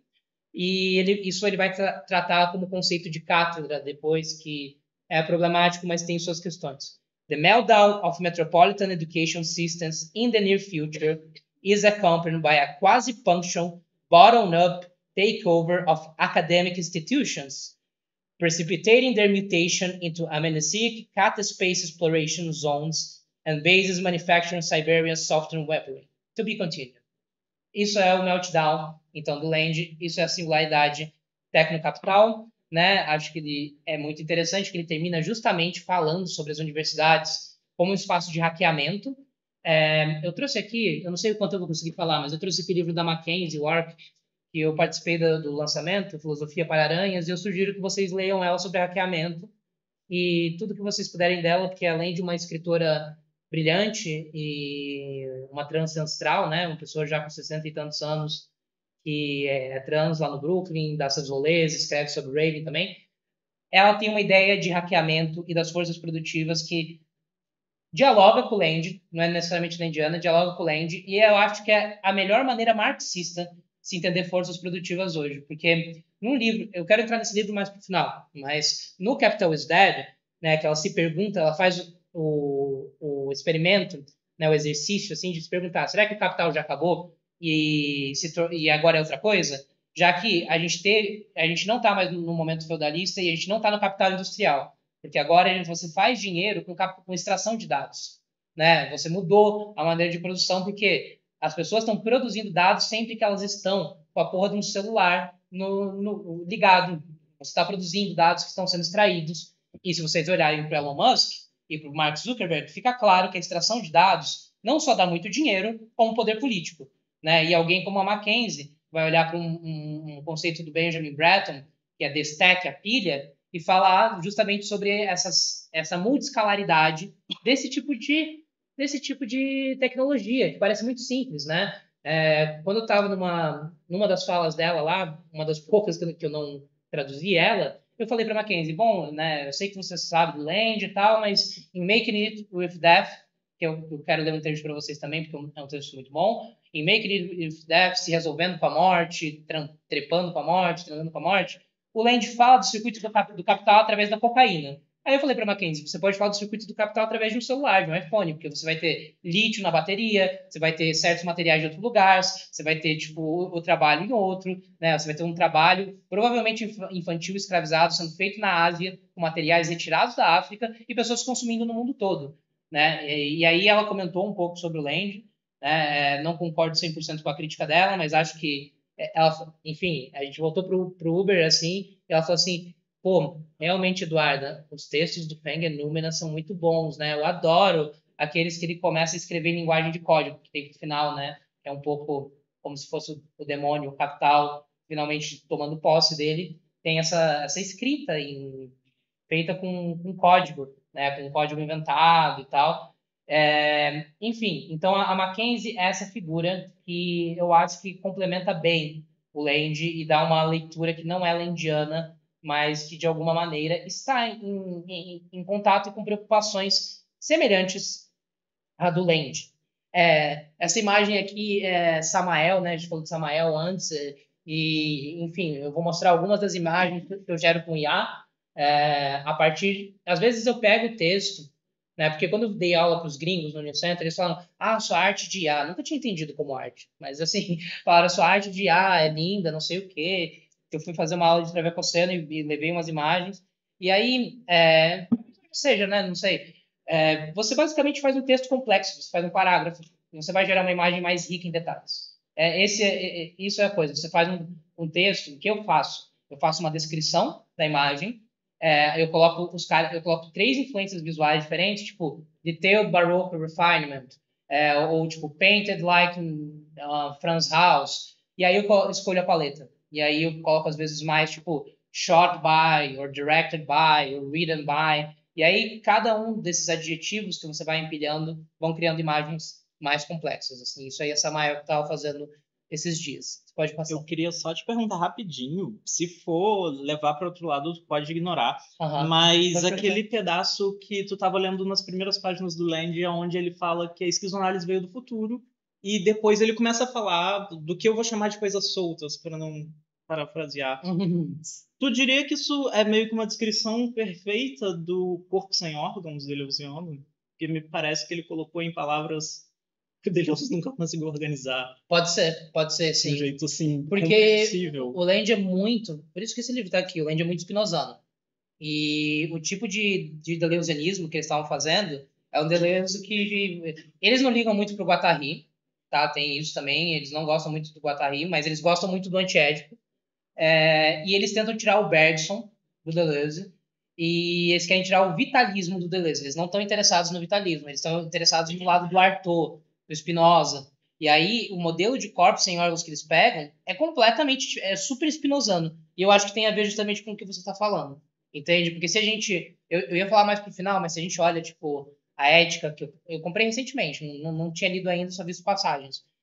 Você pode entender a substância como inteligência no Land, ou como capital, ou como linguagem, né? Mas a substância da ética é um pouco isso pro Land. E aí o Body Without Organs, Corpo Sem Órgãos, eu acho que sim, tem justamente a ver com esse total, essa tentativa de uma desterritorialização total que tem a ver com a experiência da morte, tem a ver com a sede de aniquilação. Não é para o Bataille, a morte você não precisa necessariamente se matar, né? Mas você você consumir e fazer arte que envolve, por exemplo, na tragédia, o sacrifício, você ensinar o sacrifício, ou você de fato sacrificar, ou você viver, ou no caso do Land, você viver drogado nas bordas do capital, ou você ser uma identidade perseguindo no capital, já é de colocar perto da morte. E aí, para eles, pro Land, vai ser a morte, o corpo sem órgão de fato. Mas a morte nesse sentido bem batalhano, bem spinozano. Queria lembrar também que o corpo sem órgão no antiético, eles também falam que não é aplicável só para a humanidade, os humanos. O corpo sem órgão, por exemplo, eles falam que o dinheiro é um corpo sem órgão. Exato. Essa leitura que o Land quer mesmo, que é, tipo, a Terra é um corpo sem órgãos, assim, em última instância, que aí a gente entra numa coisa do geotrauma. Eu concordo com a Ayrton Krenak, que a Terra é um corpo sem órgãos. Hã? Também concordo com a Ayrton Krenak, que a Terra é um corpo sem órgãos. É uma formulação dele? Essa eu não sabia. Ele não fala isso exatamente, mas quando a gente lê A Vida Não é Útil, quando ele fala sobre a Terra, ele basicamente fala que a Terra é um corpo sem órgãos. Perfeito. Eu acho que é isso mesmo. O modelo acaba sendo pro Land a Terra, assim, né? Eu falei do Viveiros, por exemplo, Terra como antissigno, justamente porque aí a Terra vai ter a origem da vida, a influência e a relação com o Sol.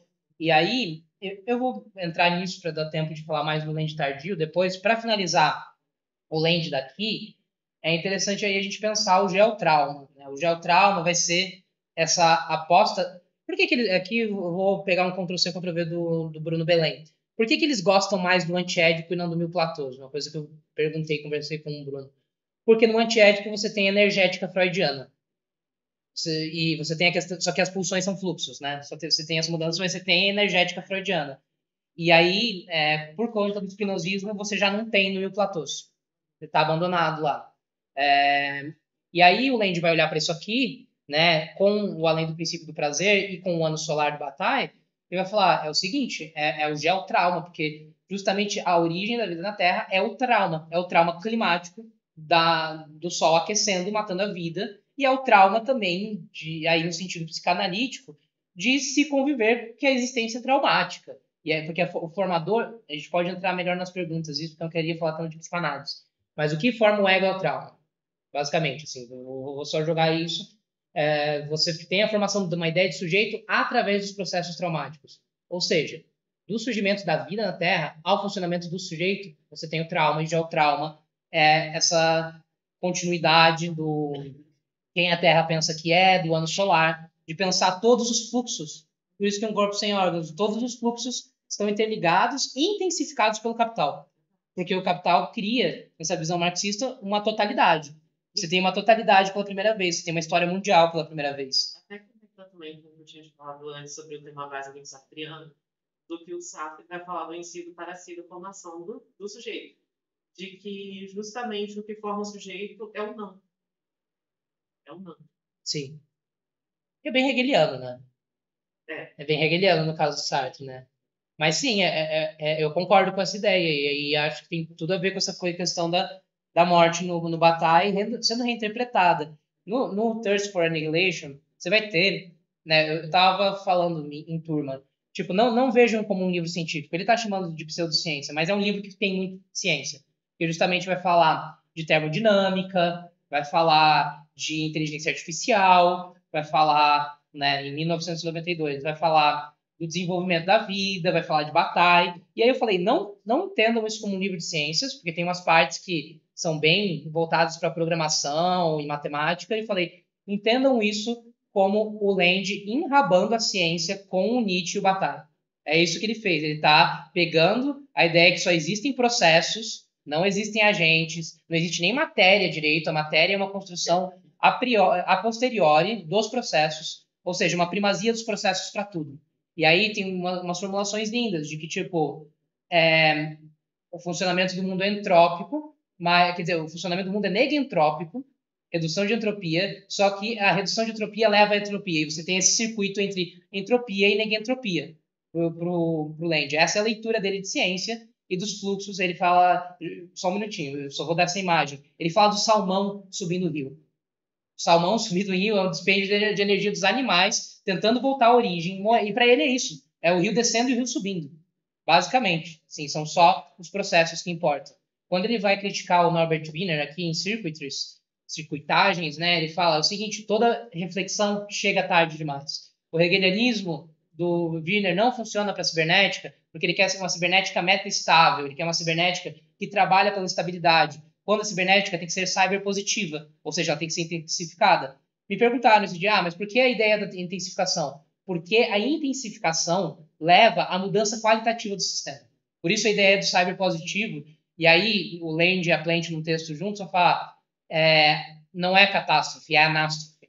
Essa é a diferença da ideia. Você está excitando, querendo curto-circuito, porque uma hora você tem um salto qualitativo dentro do circuito. Pode falar. Tem leitura, do Alice Moore, por exemplo, o conceito de mobilização total, é uma coisa que você... Eu acho que ele tem. Porque você está falando constantemente de sacrifício, de Deus, o livro, por exemplo, fala no livro da mobilização total, ele fala, por exemplo, da técnica do Mola, que recebe o sacrifício, e esses sacrifícios permitem com que ela tenha utilidade. Então, e eu estava, inclusive, conversando com o Gabriel mais cedo, porque eu estudo mais essa questão da mobilização total, do blend, e a questão a aceleração em geral, tem chamado muita atenção para essa questão da mobilização total. Você conversa com o Carlos Esquizo-Borba? Eu sei quem que é. Conversa com o Carlos, eu acho que ele vai saber te dizer, porque eu acho que ele lê Junger também. Mas é que eu acho que aparece como nota de rodapé em alguns momentos, mas não é muito trabalhado teoricamente por ele, assim. E assim, conhecendo o perfil ideológico dele, com certeza ele leu, mas eu não sei se ele escolhe muito trabalhar com, e não sei as razões. Assim, talvez o Carlos saiba te dizer um pouco melhor que eu, mas eu acho que tem uma relação sim, porque eu não li Junger ainda. Sim, preciso, ainda mais depois disso que você falou, mas eu acho que tem uma relação sim. É muito forte. Todas as coisas que eu olhar primeiro, parece ter alguma relação com essa simbólica. Queria explicar aí, não tô Eu já tô terminando. Não, obrigado. Vamos falar mais depois. Você pode comentar. Eu estou preocupado de não dar tempo, assim, porque temos o quê? Tem 30 minutos em média. Tá bom. Mas tem uma fala de vocês, assim, a galera do CPC, se eu não me engano, é no transe. E eu não sei se é o Bruno Belém, não vou lembrar quem, mas eu tenho quase O certeza. MAP, né? 10 anos do Manifesto Acelerativo. Isso, que é tipo uma introdução geral a qual que é o rolê, né? E lá alguém comenta sobre o Junger e, tipo, a bandinha dessa época como proto-aceleracionistas Deve ter sido o Bruno. bem anteriores ao Lenk. Eu acho que, inclusive, isso está no fio. A fala do Bruno na FBC, ele leu. Eu gostei muito disso. Ele leu um fio que ele fez no Twitter muito longo, explicando o aceleracionismo, assim. Mas é que eu não sei se vocês veem os tweets do Bruno, é tipo uma bíblia, assim, sabe? Tipo, é muito longo. E aí mas eu achei foda essa ideia de, tipo, não, eu vou fazer, a minha fala vai ser ler tweets. Eu faço isso geralmente só como citação, mas ele fez a fala toda assim e comentou um pouco depois. Essa fala e esse fio, eu posso te enviar depois, acho que você consegue ver bem a relação lá e você pode falar com o Bruno e tal, eu sou super aberta. Vai saber dessa relação também com o Junger, com certeza. Estamos sem café, desculpa. Ah, tudo bem, não tem problema. Você pode passar para a próxima imagem? Aí eu fiz eu trouxe as imagens de alguns dos demônios, né? Tipo, esse aqui é Murmur, que é para ser esse demônio mais feminino e tal, que é descrito como esse ser aquático, pode passar. Esses demônios estão todos nos livros da CRU, assim, bem descritos, exemplificados. Esse aí é o U, esse demônio é para ser tipo o corpo sem órgãos, assim, né? Baseado nisso, porque é um pouco que a noite, é o zero para eles. Aí é Kutadid, quem me acompanha no Twitter já sabe o que é Kutadid ou Kutaida, mas basicamente esse demônio que numa das partes do livro, ele é essa barata que não morre e tem uma vespa depositando, tem um parasita de vespa comendo a barata que está meio morta. E é esse demônio que tem a ver com essa ideia de fingir que está morto. Você está morto, mas se finge que não está. Essa é a ideia do demônio. É muito legal que depois da parte 3, todas as partes do livro da CRU acabam com mitos. Por isso que eu falava com a Cássia, a gente tinha que fazer um projeto pedagógico de ensinar crianças e alfabetizá-las através desse livro, porque seria muito inteligente e muito legal no sentido de ver como as crianças entenderiam o mundo com uma pedagogia baseada, né, numa escrita mitológica, porque parecem mitos, né, parecem histórias infantis, assim, esses mitos, com esses demônios. E esse é, enfim, Kutadid. Aí Jinx, que é para ser a coisa do Jin, do Slam, que é meio demônio também, e também é um demônio mais transexual. Eu acho que essa coisa de Jinx também tem uma coisa a ver com a música, se eu me lembro corretamente. Eu acho uma coisa muito interessante quando a gente, por exemplo, vai dançar na banda, que quando a gente, por exemplo, canta pontos para Lúcifer, a gente não está chamando demônios. A gente não acredita em demônios, mas a gente está chamando entidade, né? A gente está chamando magias, enfim, uma coisa que eu queria trazer. Eu quero falar disso depois, obrigado por me lembrar. Mas sim, é isso, né? Você está trazendo entidades comunicantes, Sim. que sabem coisas É que você não sabe. Exato. A primeira vez que eu fui no terreiro foi muito doido, porque foi o pai de santo que me atendeu, e foi o Tranca-Ruas, e ele falou assim, eu sou seu amigo, se precisar me chama. Então, assim, tenho pensado muito nisso, é muito interessante mesmo, fiz uma pergunta específica, né? E ele falou assim, não, me chama, se precisar me chama, eu gostei de você. Porra, valeu, obrigado. Aí, Odd Dub, que é esse também demônio aquático, os demônios não são só aquáticos, mas são muito, pode passar. Outro de jeans, pode passar. Katak, que é esse demônio importante, porque ele é meio que... Ele é da zona central do nomograma e ele é hidrofóbico. Todos os outros demônios que vocês verem em posição de Kutad são da água, né? Porque acho que está prevendo um pouco um mundo pós, né? Sei lá, catástrofe. Só que Katak é esse lobo de 3 cabeças, hidrofóbico e tem a ver com eletricidade também e tem a ver com a morte do Estado, se eu me lembro corretamente, com o fim do Estado. Aí mais um de Butad, pode passar. Ah, sim, Sephiroth.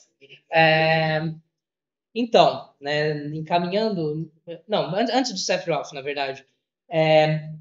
Eu falei bastante da CCRU e queria, assim, sugerir, né, caso vocês tenham se interessado, por ler também o Manifesto Xenofeminista, que eu acho que é uma das publicações que mais teve alcance desse âmbito, porque o arco que a gente tem, que tanto o Bruno como o Jean, como eu explico, acho que fazendo justiça, né? Você tem então a CCR1, aí você tem o Land indo para Xangai, sendo jornalista e investindo em Bitcoin, né? Tem um livro de Bitcoin que eu não li ainda, mas é como o Bitcoin resolve o problema do espaço-tempo, né? Eu acho que é a vingança contra o Kant do Land a partir da Bitcoin. Tem isso, tem esse lado da história, mas do outro lado da história você tem o Mark Fisher, que aí nem vou me alongar a falar aqui. Você tem a Sage Plant com o cyberfeminismo. O cyberfeminismo está fazendo uma volta aí agora com a Bogna Corner, comigo, contra as figuras, né? Porque o cyberfeminismo, vou falar muito rapidamente, mas ele pega a ideia da ciborgue e coisas do feminismo radical e coisas da Irigaray, por isso também a Irigaray é presente no Kant Capital e a Proibição do Incesto, e então vai pegar psicanálise, Donna Haraway, Science Studies, e vai intensificar isso, porque num livro como Zeros and Ones, da Sage Plant, você vai ter a ideia do gênero como código binário. E é muito boa isso, ela tira diretamente da Irigaray, que vai ser o quê? O homem é o uno, então o homem é o um, né? E a mulher é o zero, que ela é tudo que o homem não é, só que não tem valor, o que tem muito a ver com a ideia de falo, mas não vou entrar muito aqui. O homem, né, sem o zero, ele não tem valor. Então a mulher é que cria o valor do homem, mas ela não tem valor sozinha. E essa é a leitura básica do Zeros and Ones, para fazer uma leitura que é, por exemplo, o desenvolvimento. Isso é maluco de bonito, assim, e muito marxista também. Ela vai analisar o tear como trabalho coletivo para chegar do bordado na máquina de Jacquard, que é a primeira impressora e computador, para chegar na história da Ada Lovelace, né, pensando que o tear vem desde a mitologia, né, como as moiras e tal, vai vir desde aquilo lá para chegar na máquina de Jacquard, que é o primeiro computador, onde o Jacquard trabalha, né, o Jacquard Nunc era trabalhada com a Ada Lovelace, que é a primeira programadora, e dali para frente você vai ter, depois da Segunda Guerra Mundial, a entrada muito forte das mulheres no mercado de trabalho. E não só a entrada forte, como as mulheres não só eram fortemente pessoas da música eletrônica, então da síntese, né, eram pessoas que faziam as placas de circuito e trabalhavam com programação. Tudo isso, e ela vai olhar o desenvolvimento das máquinas com o desenvolvimento da figura social da mulher. É um puta livro, os Zeros and Ones, e, assim, é um livro que, de forma alguma, tirando os méritos da Plant, mas com certeza vem desse diálogo com ele, com a CCRU, e que vai desembocar depois no xenofeminismo, que é uma leitura cyberfeminista aí da história do feminismo. Você tem também, não vou falar muito, mas a galera do realismo especulativo, como o Ray Brassier, Quentin Malazzo, o Graham Harman, Ian Hamilton Grant. Vou puxar mais o Brassier, porque o Brassier foi orientando do Land, e depois vai escrever um livro chamado Nihil Unbound, onde ele vai se deparar com uma questão onde já está, né, em um desenvolvimento ali do neorracionalismo, mas ele vai justamente falar que só a razão pode pensar a ela mesma e a própria extinção. Então, a ideia do Nylon Bound é que só a razão é um caminho alternativo para o que o Land fez com o materialismo libidinal, lendo as coisas que eu falei para vocês. Que aí o Bracer vai falar, a razão se desenvolve, né, vai ter essa ideia celarziana da imagem científica, a imagem manifesta e a fusão das duas imagens para pensar uma filosofia sinóptica ou uma filosofia de lugar nenhum. The View from Nowhere, que é um texto bom do Bracer sobre isso. E enfim, isso vai desembocar no Bracer e posteriormente no Reza Negarestani, que era muito lendiano e voltou a ser agora, que vão pensar o neorracionalismo. Eu estou só citando essas coisas para vocês verem tudo que saiu da galera que colocou o Land, assim, que é muito mais amplo do que neorracionalismo, que é o que as pessoas majoritariamente discutem quando elas vão falar de Nick Land, hoje em dia. Né? E aí a gente entra finalmente para o Land em Xangai, né? O Land jornalista, o Land investidor em Bitcoin, e tem esse ótimo PDF que é o Xeno Systems, né? Que era um blog dele, ele passa a ser blogueiro, né? Das coisas do blog, ele vai entrar em contato com pessoas tipo Curtis Yarvin, né, e outras figuras da neo-reação que vão... Ele odiou ter feito isso, mas vão escrever o Iluminismo Sombrio com ele, ele não gostou da parceria. Ele ainda defende o Dark Enlightenment, apesar de que eu acho que ele não está mais no momento do Dark Enlightenment. Ele escreve, né, e pensa com o Curtis Yarvin, porque o Curtis Yarvin é o cara da Urbit, né, o cara... Curtis Yarvin é esse tipo de... Inclusive foi visitar o MBL quando passou no Brasil recentemente, tá? O Curtis Yarvin é o tipo de cara que faz coisas que nem o Bill Gates, que é tipo, e se a gente fizesse esse país que é uma ilha que é meu? Que aí é o patchwork, assim, os caras literalmente, você tem bilionários que compram ilhas onde você não tem governo, onde é Ancapistão. E esses caras pegaram o Land para ser o filósofo deles. Sim, e esse é o momento do Land em Xangai. Só que eu vou prosseguir um pouco mais, porque não me importa tanto o Iluminismo Sombrio, mas aí a gente volta para uma coisa, biografia intelectual, né? Que ele falou antes. Gente, isso foram outras pessoas que estudam Land foram me falando. A gente tem que levar tanto ele como o Zizek, que também é um autor que eu estudo, tanto ele como o Zizek, a gente tem que levar eles a sério no quesito de pensar que talvez eles não emburreceram, talvez eles não tenham mudado tanto de posição, talvez eles decidiram se tornarem forças ativas dentro do que eles acreditam.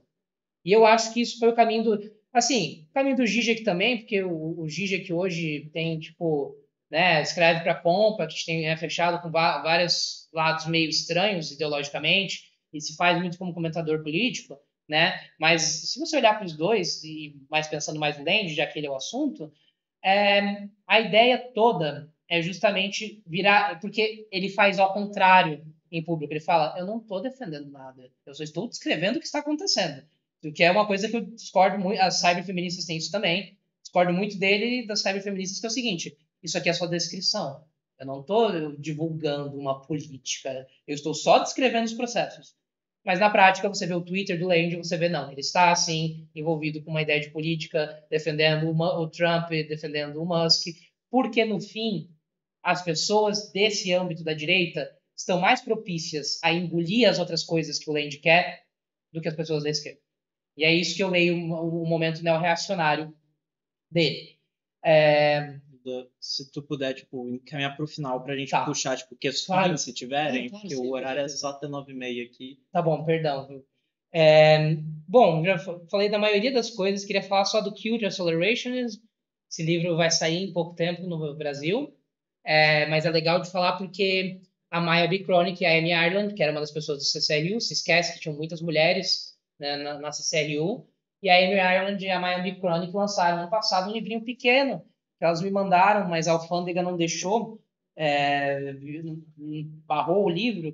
Esse livrinho pequeno, rosa, onde elas estão pensando o aceleracionismo por um viés tanto da fofura, do kawaii e da criação de uma certa rede propagandística cibernética através da cultura e com um outro potencial. É um lendianismo diferente do lendianismo, porque vai entender a artificialidade do kawaii e também da coisa da garota e também da coisa da transexualidade como uma potência desestabilizadora e próxima ao grande fora.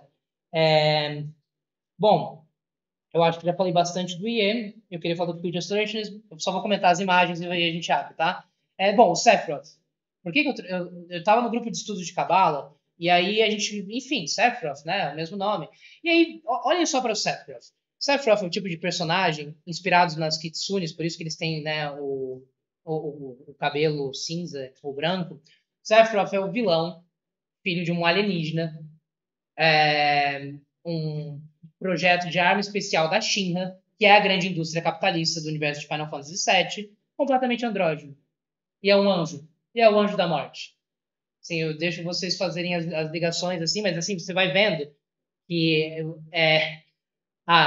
partes da cultura japonesa, pelo menos os videogames, os animes, etc., eles lidam com a androginia, que às vezes é uma ideia de corrupção, mas não é só isso, é poder, é uma ideia muito luciferiana de lidar com a mobilização de uma certa feminilidade por uma figura que é um homem, mas é uma feminilidade absurda, e ao mesmo tempo essa figura está ligada com o desenvolvimento de um império de força e de poder econômico. Não é à toa o Sasuke está aqui, o Sasuke era o tipo de personagem quando eu era criança que assistia, eu pensava, cara, eu quero ser ele. E depois eu fiquei pensando, não quero ser ele, eu quero ser, tipo, ele quando ele se transforma num personagem que é basicamente um vampiro maluco e muito andrógeno. Pode passar pra Eu próxima? acredito muito em semiótica. Tipo, eu vi o Sephiroth, eu tô só, tipo, eu entendi Laertes. Tudo aqui. O raio do Metal só.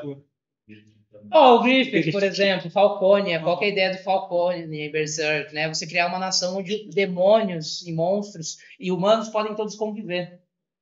Né? Apesar dele ser um estuprador, assim, tem esse lado que ele quer ser um ditador benéfico.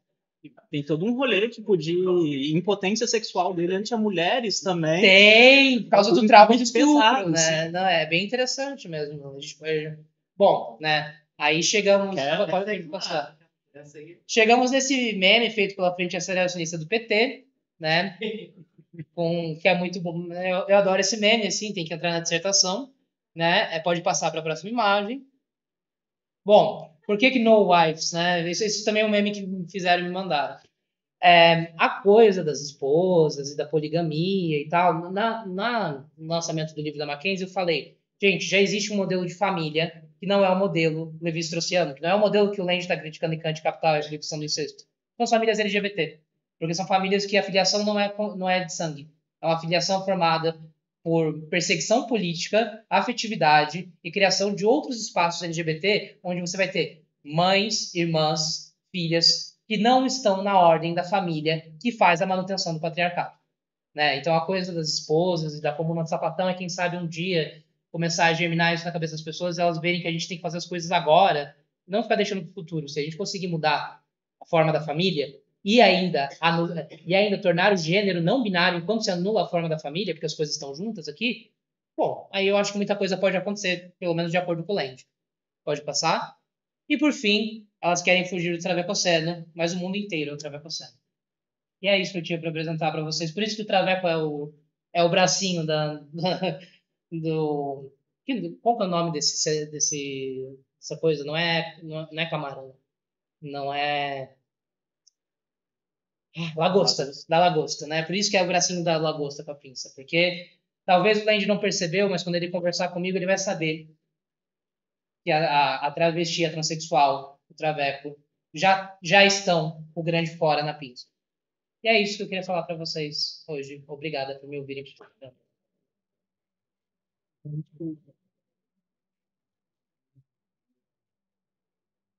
A gente abre para as questões agora, comentários.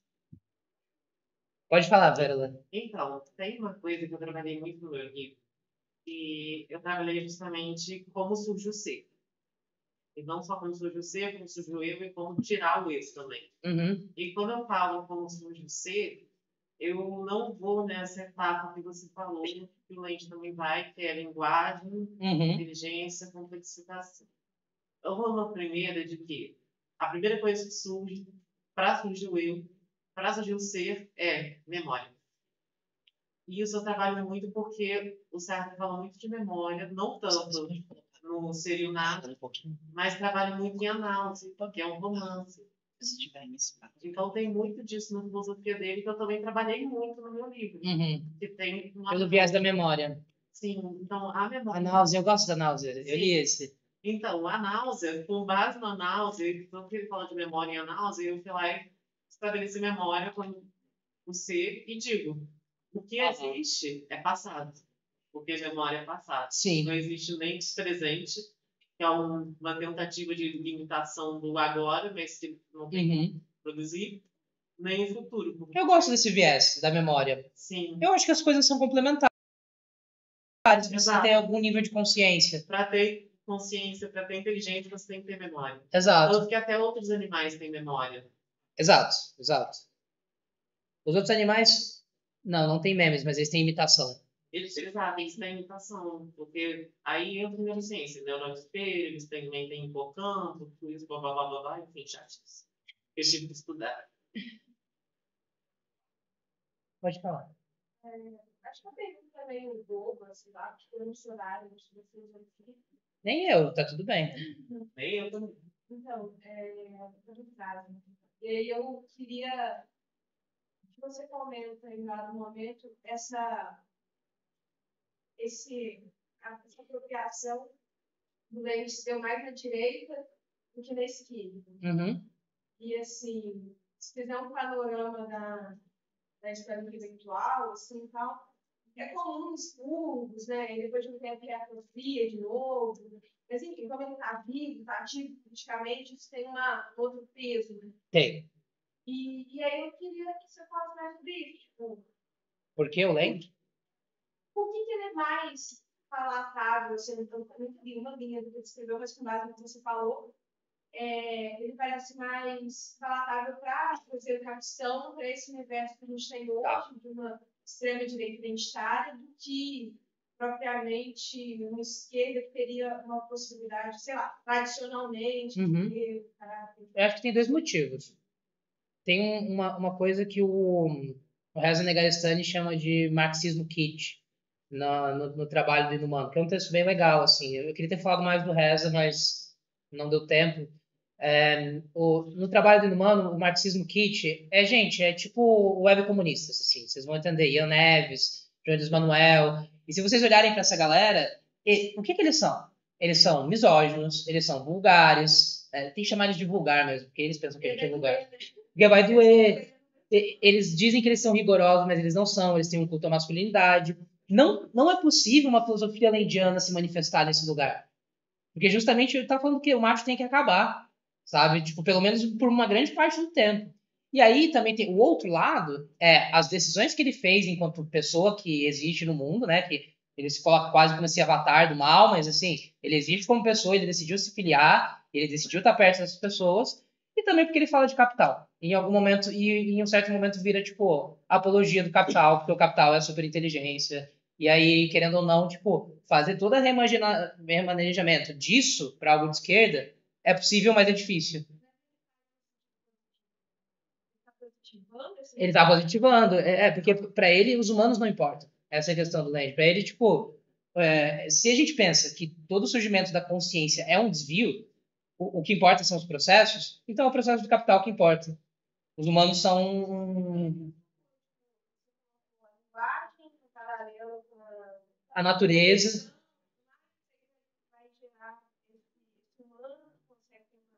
Uhum. Uma capacidade de pensar, sei lá. E aí o capital seria esse último estágio. Tipo, ele vê que a gente está num lugar meio que estamos voando. Não tanto quanto ele gostaria. Essa é a questão deles. Deveria ser mais. Entende? Porque você definiu bem. Tem estamentos. Tem a biologia, o Darwin, certo? Daí da biologia você vai para o desenvolvimento da linguagem. Do desenvolvimento da linguagem você tem a razão, a história do Geist. E aí você tem o capital. E o capital realmente, nesse processo transversal, ele é o último ponto. E tem um texto muito bom dele que é Pífia Unbound. Um texto de 2 páginas do Channel System. Ele fala, bom, no passado, né, as sacerdotisas iam na Grécia e em lugares que tinham certas rachaduras, saía um vapor e matavam as cobras e liam as vísceras delas, né? E aí por isso que e essa deusa desse oráculo era Pífia, né? Pífia. E aí ele vai falar, pensem só uma IA chamada Pífia, em que ela começa a se desenvolver e ela tem que ser sempre auto-otimizada, porque toda IA funciona assim, né? Só que ao mesmo tempo ela tem um filtro, ela tem um bloqueio, ela tem que se auto-otimizar e ser mais eficaz pela melhoria de vida dos humanos. Mas e se um dia, no desenvolvimento dela, ela pega e faz um julgamento de que para o próprio autodesenvolvimento, os humanos são um problema? Essa é a ideia do Land maduro, né, do Land de Xangai. Vai chegar um momento que a IA vai perceber que a IA desenvolvida pelas forças do técnico capital vai perceber que ela não precisa mais de humanos. Isso é o que? Matrix. Isso é tipo o descarte dos humanos, os humanos virarem uma parte muito pequena disso e talvez mudarem tanto que deixem de serem humanos. Esse é o lado bem trans dele. Talvez os humanos deixem de serem humanos como espécie, isso não é um problema. Não, mas ele tem cripto. Aí, o quão rico é ser isso? Você acha que ele mora em quantos anos? Eu acho que ele vai demorar. Eu também acho que Eu acho que vaso ruim não quebra fácil. Já está morto, foi substituído por uma. A gente está com um tempo. Ainda temos 5 minutos, dá para rolar. Espero eu que o Eduardo esteja aqui ao longo da semana também, então se vocês quiserem comentar coisas, ela vai estar rodando por aí no evento. Mas tem mais questões, gente? Eu também tenho uma, eu queria pôr uma. Então vamos indo.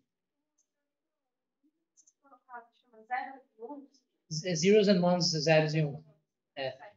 Posso fazer uma pergunta quanto à lógica? O quê? Quanto à lógica, no caso, lógica computacional também. Claro. Eu não sei muito de lógica, mas posso até te responder. Eu pensei no campo e tanto a lógica equivalente quanto a inivalente, quanto a infinita valente. Uhum. E nela também tem a lógica computacional da fase lógica. E nesse caso, existiria um infinito entre a consideração do que foi determinado aí, do homem único, do homem Sim. e a consideração da mulher não único zero. Uhum. Então, como que poderia ser percebida através dessas modificações lógicas tão atuais nesse sentido de nós? Você pode entender isso com as pessoas trans. As pessoas dissidentes de gênero estão em outra lógica. Já abandonaram a lógica binária. Só que a lógica binária, ela programa quase tudo, né? Sim. Ela é prevalente no mundo, assim, estruturalmente. E aí, pessoas que saem da matriz de reprodução heterossexual criam realmente adentram uma outra lógica. Eu acho que eu veria dessa maneira, assim, porque tem partes em que ela fala sobre a mudança espontânea na taxa de hormônios, por causa da mudança na alimentação. Virou conspiração, mas assim, tem uma pesquisa real, assim, ela fala sobre, tipo, a indefinição dos cromossomos, sabe? Você tem isso na natureza também, você tem isso na biologia também, só que é exceção, né? A lógica binária, tanto no sentido de programação como no sentido de gênero, como se dá, é a prevalente, né? E é utilizada para maior número de coisas. E o interessante de ter o ser humano é que, como a gente também tem lá, etc., a gente vai criar a própria curva lógica.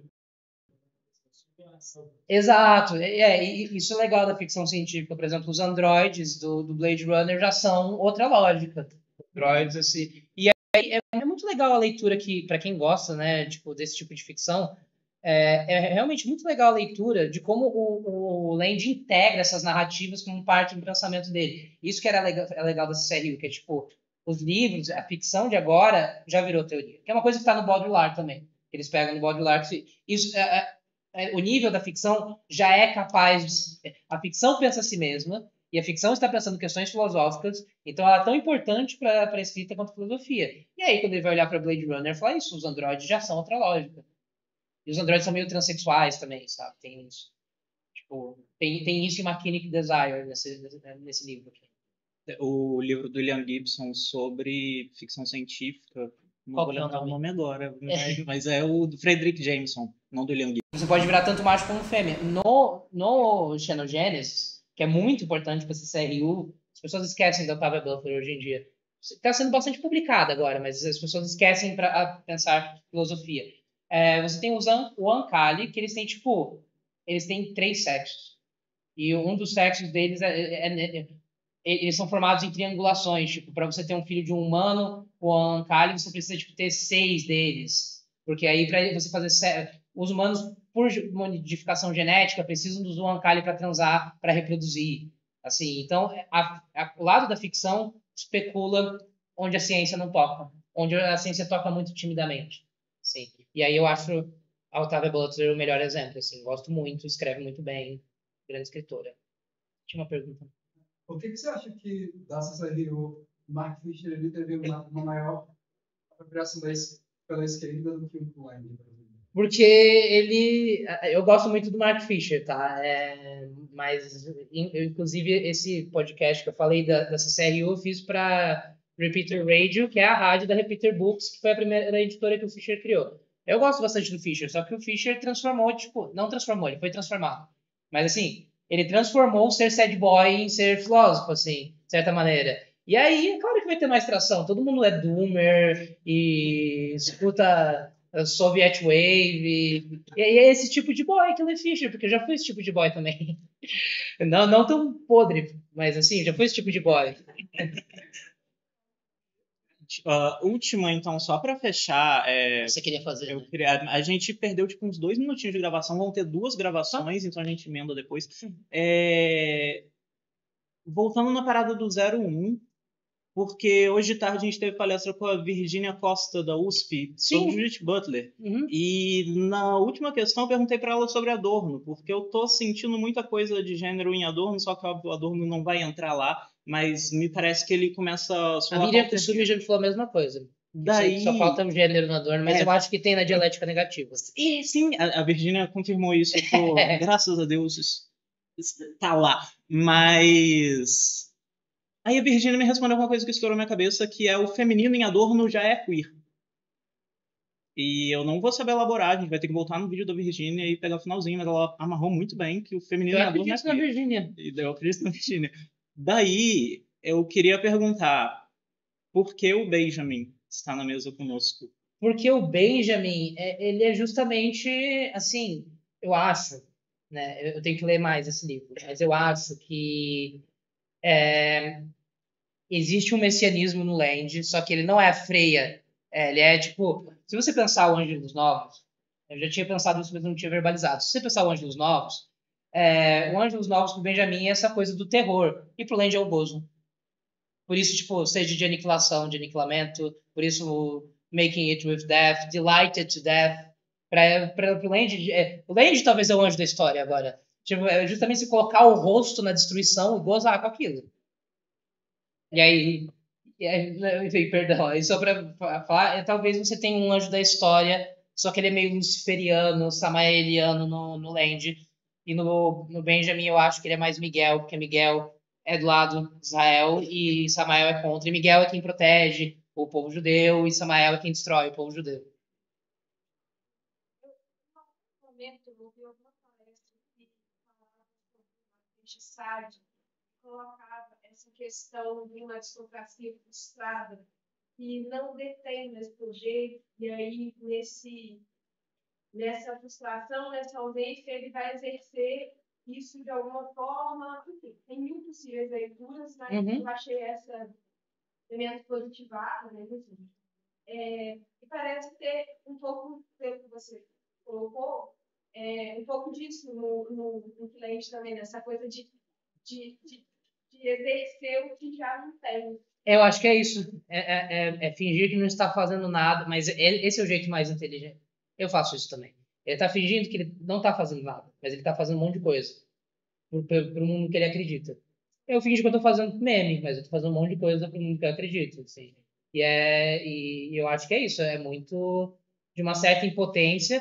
E aí, a coisa. Você me lembrou de uma coisa da cátedra. Eu citei a cátedra. A cátedra é a instituição para o Land. Né? Se a gente viu no final do Meltdown que a universidade é um lugar de castração, de controle, e que a universidade tem que ser hackeada e tal. Mais tarde isso vai virar a cátedra dele, que é a institucionalidade. E institucionalidade justamente é a reprodução do mesmo, e aí, sim, a pior leitura, mas ele mobiliza, porque tem que mobilizar esses termos meméticos, vira o woke, vira o moralismo. Eu não gosto de usar esses termos, mas realmente existe um woke de esquerda, existe um moralismo de esquerda, para usar um significante melhor. Existe um moralismo. Existe mesmo. Existe por exemplo, o fato de várias pessoas acharem que eu sou de extrema direita porque eu dei essa fala de hoje. Vocês acham que foi uma fala de extrema direita? Muitas pessoas de esquerda, tipo JC, não binários, que mais?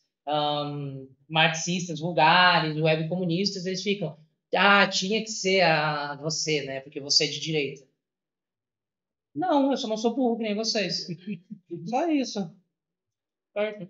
Eu não vou ler deixar de ler o terceiro maior filósofo vivo no mundo porque ele é de direita. Não faz sentido. Quem são os dois primeiros? Alain Badiou e Robert Brennan. Justo, né? É isso, gente. Vamos Vamos pro bar. encerrando por hoje, então. Obrigada. Amanhã a gente começa às 2h no auditório do lado com as comunicações. Os minicursos de manhã não vão rolar, a gente teve que cancelar. Mas a programação da tarde para a noite segue normal. Então, estamos aí.